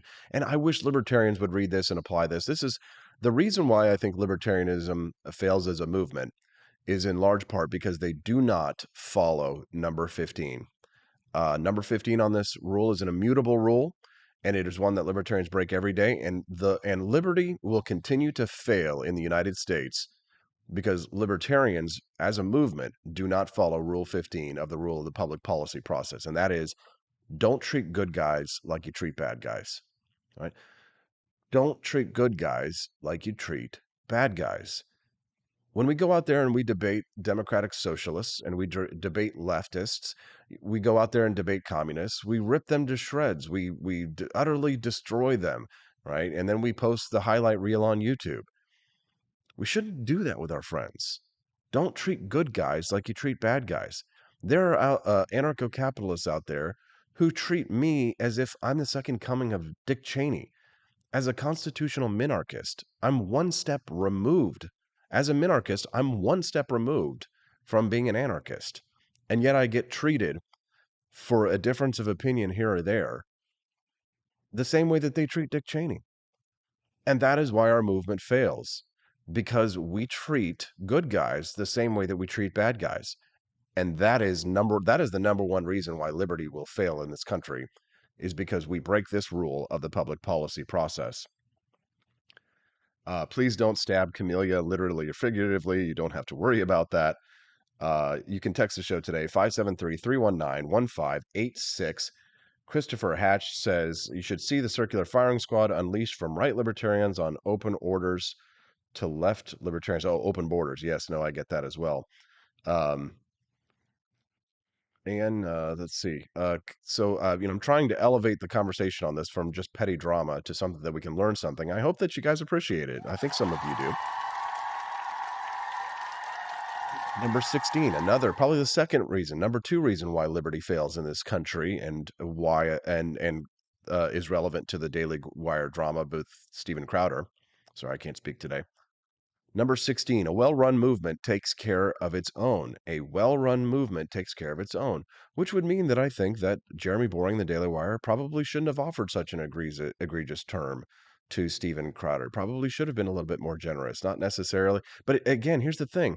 If the numbers were going to be a little bit lower, let's say it wasn't 25%, let's say it was 10%, you're not arguing principle there. Do you get me? We're not at that point, we're no longer arguing principle. We're saying we're just talking about how much. It's like the age-old joke about the prostitute. It's like, would you sleep with me for $1,000? She's like, what kind of person do you think I am? She's like, would you sleep with me for $25,000? Oh, well, that's a different offer. And he goes, okay, so, we know what you are. We now that we've established you're a prostitute, it's really just it's not a matter of principle anymore. It's a matter of how much, right? So you've already established you're a prostitute. I don't know how that joke goes. If somebody could post that down in the chat in a much better way than I said it, was able to explain it off the cuff. Remember, everything that you're hearing right now is live. So if you're not hearing me speak perfectly, if you watch this video later on, just remember, it's not a perfectly cut scripted video like you would typically watch on YouTube. This is a live stream. You're getting my raw, unedited thoughts, and I'm doing everything on the fly. A well-run movement takes care of its own. Again, why liberty fails in America? We as libertarians do not take care of the people in our movement, and we treat good guys the same way we treat bad guys. Number 18, and this is another important one as well. It is important to make money. You can't save the world if you can't pay the rent, right? And that is another one, I think, another notch in Daily Wire's belt, because they can't save the world if they can't pay the rent. The Daily Wire has to run at a profit. They have to make money. And it's one thing for Steven Crowder to say, well, you should just change your business model. Why don't you just start your own business model? Right? Go out there and be independent. Do what I'm doing, Steven. Work for yourself. Just you're going to be much, if I can do okay, you'll do fantastic. So you don't need the Daily Wire in the first place. But the fact is you can't save the world if you can't pay the rent. This applies to communists and socialists, Antifa, weirdos and tweakers who live in their mom's basement. They're going to come out there and they're going to tell us how they're going to save the world, and they can't pay the rent.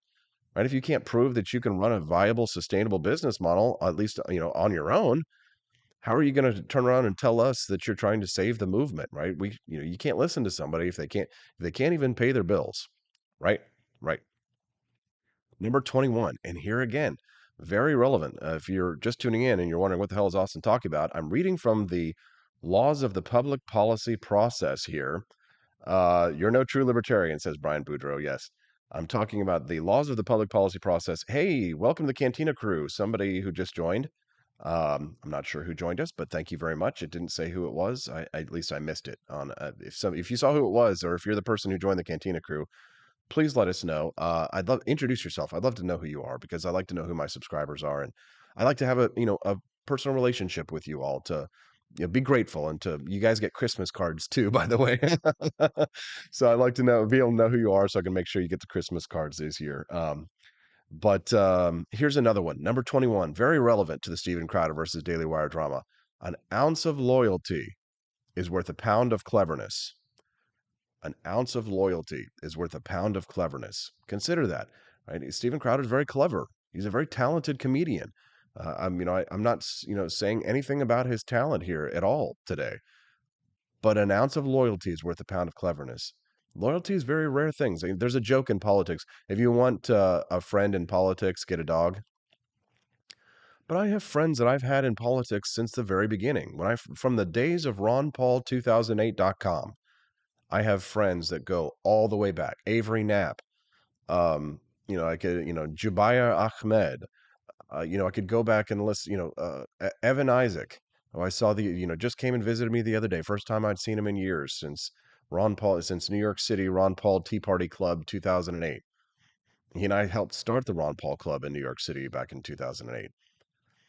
So there is loyalty in politics. It's hard to find, but that loyalty is worth much more than any of my cleverness.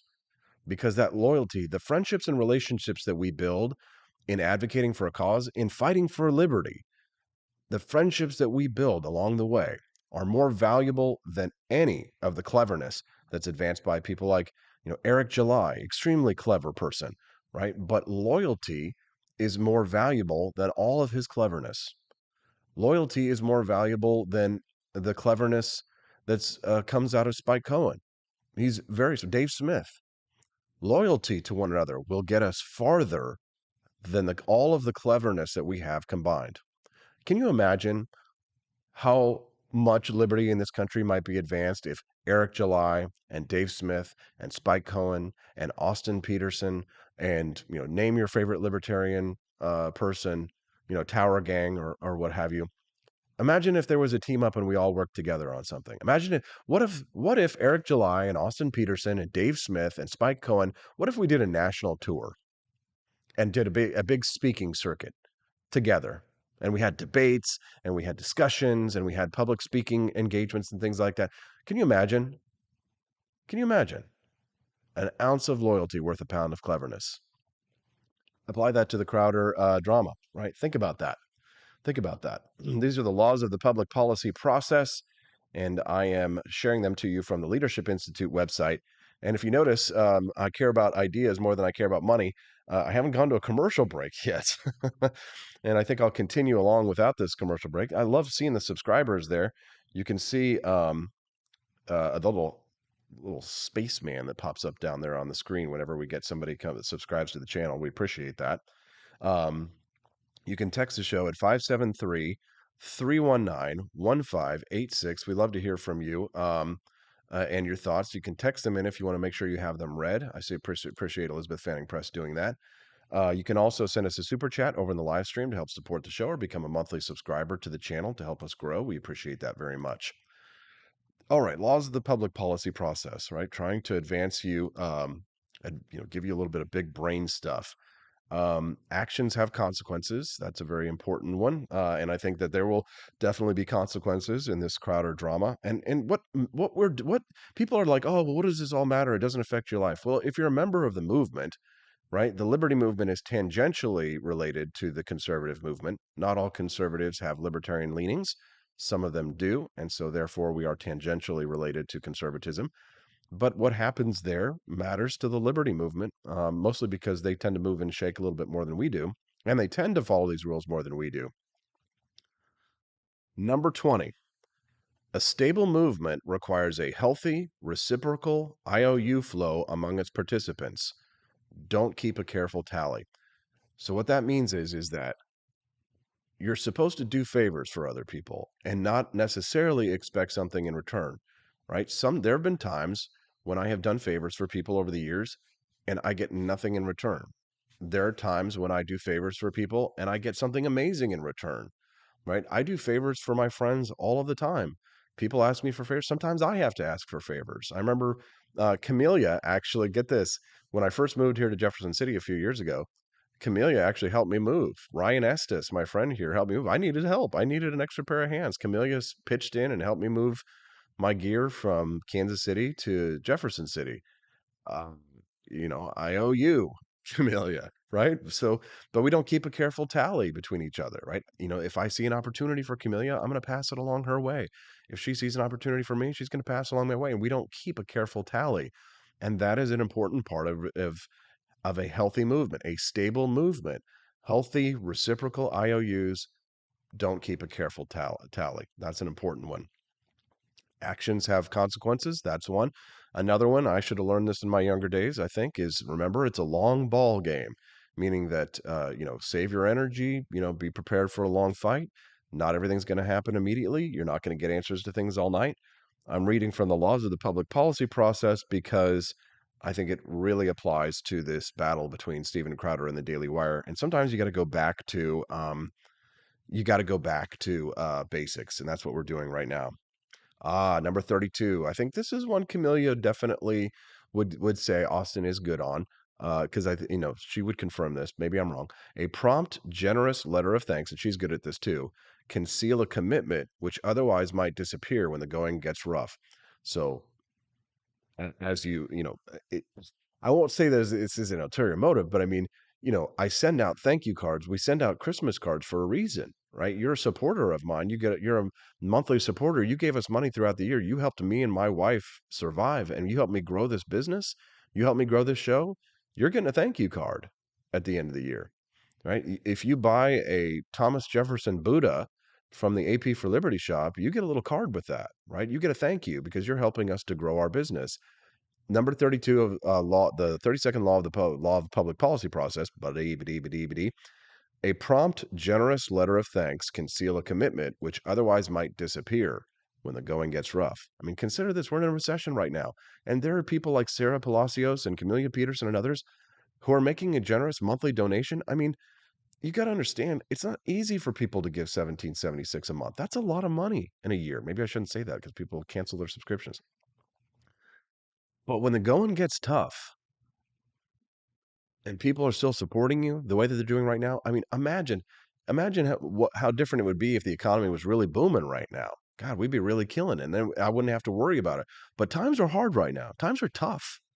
And people are still making monthly subscriptions, donations to the Wake Up America show as they are right now. Robbie Thurman, Elizabeth Fanning Press regularly makes micro donations to the show.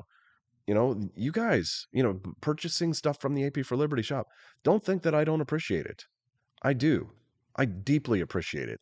And sometimes I think, maybe the Daily Wire, maybe Steven Crowder, because they're so big, they lose sight sometimes of what really matters. When we talk about 6 million subscribers, I sort of feel like that deadens it. So there was some guy in here earlier who was kind of, not to say that I wouldn't want to have 5 million subscribers, but I'll say that I really appreciate my small audience. Like, I know you, right? I know who you are.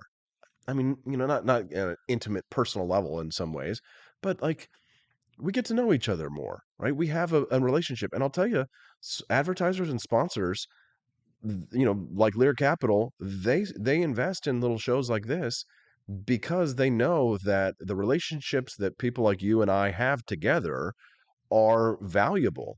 Because if I ask you, hey, will you please get a gold packet from learaustin.com? I mean, many of you have done that. And so I feel like when you talk about things like 6 million subscribers, you forget there's people. Those are people. Okay, those are Tolly Owens. Those are Rare Camellias. Those are Amanda Henrys. Those are Brian Boudreaux's, right?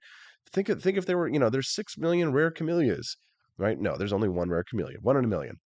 1 in every 6 million. 1 out of every million, which means there's 6 Camellias. 6 Camellias, right? But what I'm trying to say here is that you forget about the relationship that you have with your fans, and it becomes about numbers. The bigger it gets, the more massive it gets. I feel, the more detached you are from the audience, right? The less of that personal relationship you could even have with the audience, right? So I think, that's why I think a lot of times too, when somebody gets big, they're like, you're not the same, you changed. Well, it's like, well, it was impossible for you to be able to always stay in contact with everybody, right? And that's why some people have that hipster mentality, like, I liked them before they were big and they're cool and they've changed and all that stuff. It's just a natural response is if somebody becomes Steven Crowder big. I hope to never lose the humbleness with the relationship that I have with my listeners, and the relationship, especially with the OG Cantina crew and the Freedom Ninjas. And I'll always do my best to try that. And I'll have people like Camellia who will always remind me of my roots. Kathy Joy Lowe is no. I'm just looking at the chat. I haven't been paying much attention to it as I've been monologuing. Number 37. Don't rely on being given anything you don't ask for. This one makes sense with the Daily Wire Steven Crowder drama. Don't rely on being given anything you don't ask for. So here's the thing. In the term sheet that he was given, Steven Crowder was given, don't rely on being given anything you don't ask for. Young people need to learn this lesson too, Steven. Steven Crowder, what you need to do, you need to go and you need to teach classes for free at the Leadership Institute in Arlington, Virginia. I guarantee you he knows what it is. And Steven, you need to teach those young people about how to get contracts. I would feel honestly, and again, if somebody doesn't have to meet my demand in order to, meet my expectations in order to, be completely fulfilled on whatever moral imperative it is that I'm discussing. And in this one, the moral imperative is one that Steven Crowder advanced, which is that he worries about the young people coming up. Well, let me tell you, as someone who has coached and mentored a lot of young people, I don't know if Steven Crowder has. Maybe he has, maybe he hasn't. I'm not accusing him of anything, but I'll tell you this. Well, a lot of times while there have been major events, Steven Crowder and I have been at the same events, and I have been out there while he's been on the main stage making all the big bucks and being the big, huge, famous star. I've been behind the scenes at those events, coaching and mentoring young people, staying after for hours to talk to these young people, going out to dinner with these young people. I spend time with these young people. I teach classes at these for free at these institutions. Not always for free. Sometimes I get paid, right? But I'm not trying to elevate myself to a certain degree, but I will say that, again, we're talking about something that I'm an expert in. And if Steven Crowder was really all that interested in helping young people, maybe it would be a good idea for him to go and volunteer at the Leadership Institute. That's where young people, young conservatives are trained in how to do things. It would be a good idea. I would say, here's a challenge to Steven Crowder. Go teach a class on contracts, on how to, in conservative media at the Leadership Institute. How about that? Right? If he really cares that much, I would see him doing that kind of thing, mentoring young people. I don't see him doing that. Now, again, maybe I'm wrong, right? I'm only being mildly critical on this one when I say that it would be a valuable experience if Steven Crowder were to do that. Hugely valuable, more valuable than myself, for sure. But I do that. And I'll tell you that that would make a lot more sense to me than some kind of a big blown open publicity campaign where you burn the Daily Wire and other conservatives that you're supposedly on the same side with, and in the name of helping young people. If you actually went out there and taught them it's classes and seminars and spent a lot of time with them after your big speeches, I think I would believe you a little bit more. Again, people can say, oh, Austin, you're puny, you're small, you're whatever. I've been around for a long time. I've been in the game a long time, and I've done a lot of favors for a lot of people, and I've volunteered for a long time. I'm not trying to martyr myself or, deify myself here on this one, but I'm just saying this is my experience. And I've been fighting for a long time for this cause that I believe in, fighting for the cause for liberty. Anybody who knows me knows that I am absolutely sincere and genuine, a movement libertarian. I am all about the movement, and I've made enough money to be able to get by along the way. And it's, I've been able to keep the lights on. You can listen to me because on the laws of the public policy process, you can't save the world if you can't pay the rent, right? I can save the world, or at least I can help to save the world because I can pay the rent. Because why? Well, because I've got things like my gold sponsors.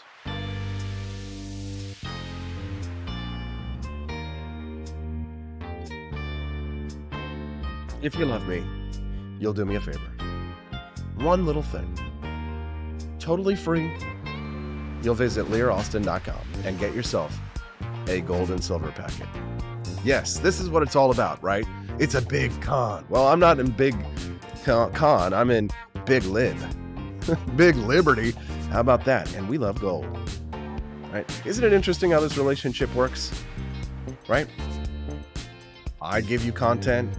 I get my butt up at 4:30 in the morning to get in here and to produce a show for you, right? Give you great interviews, great news, cutting edge interviews, awesome clips about the latest news that's happening. And all you have to do for me is visit my website, learaustin.com, and find out more information about investing in gold and silver. It's a good time to do it. The economy's not looking so hot, and I like to be optimistic, but I'm going to tell you, I'm not optimistic about the economy this year. And if you want to make some solid investments that are going to grow and at a minimum maintain value, you really can't beat gold or silver. So find out more, visit learaustin.com. That's LEARAUSTIN.com. You see, I didn't do all those commercial breaks that I normally do because I care about the movement, G-D-it, don't I? That sweet, funky groove. Yes, Dancing with Squirrels. It was good to see you today. Christopher Hatch, glad to have you here. This is my day job, my man. I'm a voiceover artist. I'm a producer. I'm a Wake Up America show host. This is my day job. It's nice. I fight for freedom, baby. Sometimes I'm a mercenary. Other times I'm a volunteer. But I'm always fighting for what I believe in, which is economic freedom and personal liberty. And you know what? Sometimes it doesn't help me.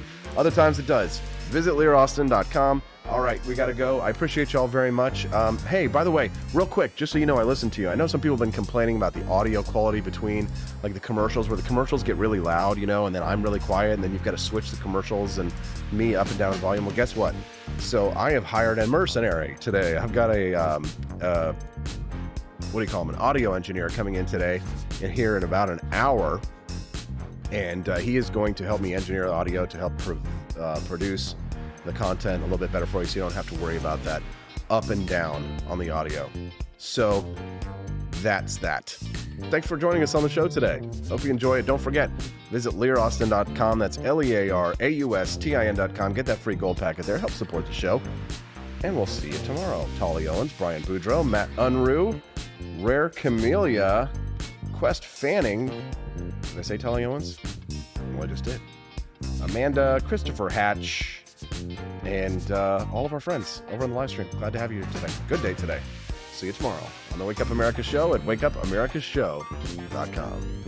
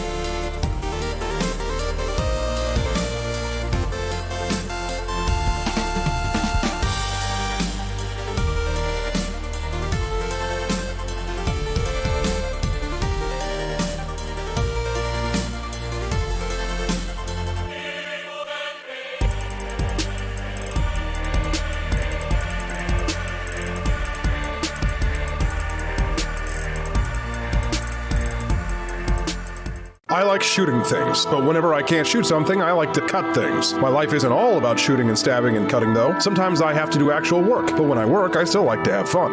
And there's nothing less fun than trying to cut with a crappy knife. Thankfully, from the ancient sect of Christian knights, who also loved cutting and stabbing, comes a new implement that has received my personal blessing, the Templar knife. Like the ancient sword of Excalibur, you don't choose a Templar knife, it chooses you. You just decide what kind you want on the website first, however, and then order it online, and then it chooses you. The Templar knife comes in a variety of shapes. As a man of culture and taste, I have decided I will never use a terrible knife again. And thanks to the inspiration provided by this excellent product, I have decided to launch a new crusade against anyone using less than superior knives. Join me, brothers and sisters, by visiting uppercuttactical.com/pages/Templar-knives. That's a lot of slashes. For that, you'll need a Templar knife. For 10% off, use code AP for Liberty and join me in a quest for glory, for liberty, for Christendom, for the Templar knife. Get yours today. Fire.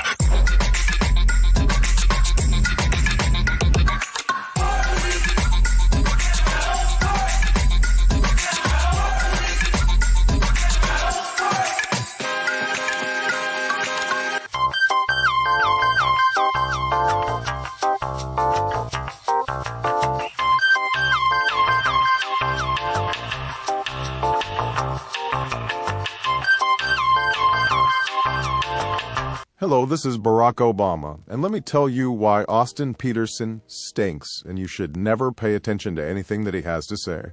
First of all, he's a libertarian, and we all know libertarians are idiots. They don't realize how important government is to everything that we do. I recently became aware that Austin has opened up a libertarian shop at apforlibertyshop.com. Now, I'm asking you as a personal favor to me that you never ever visit apforlibertyshop.com. With all of the great Liberty merchandise there, the last thing that we need to do is to get people spreading this message around the country, because then they might start thinking that they don't need government. And that's the last thing that good Democrats like us want. So if you love democracy, like me, and hate freedom, then don't visit AP for Liberty Shop. Like I said, whatever you do, do not visit apforlibertyshop.com. I'm Barack Obama, and I approve this message.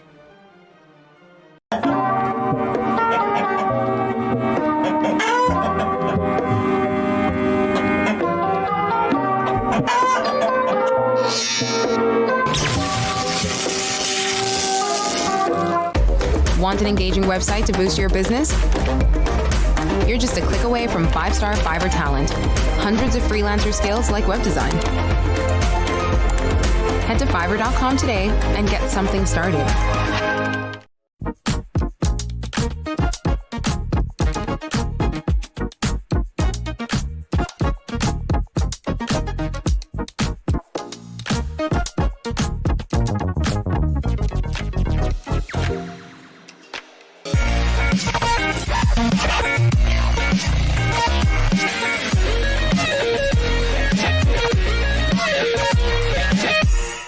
When I was in foster care, I never knew when I would have to move, so I always had my suitcase ready to go. Then one day, I was adopted. My new parents opened their hearts and home to me. My parents cook my favorite breakfast for me every morning. My parents take me on trips I never thought I would go on. They gave me a home and an even better reason to use that suitcase. My parents aren't perfect, but they're perfect for me.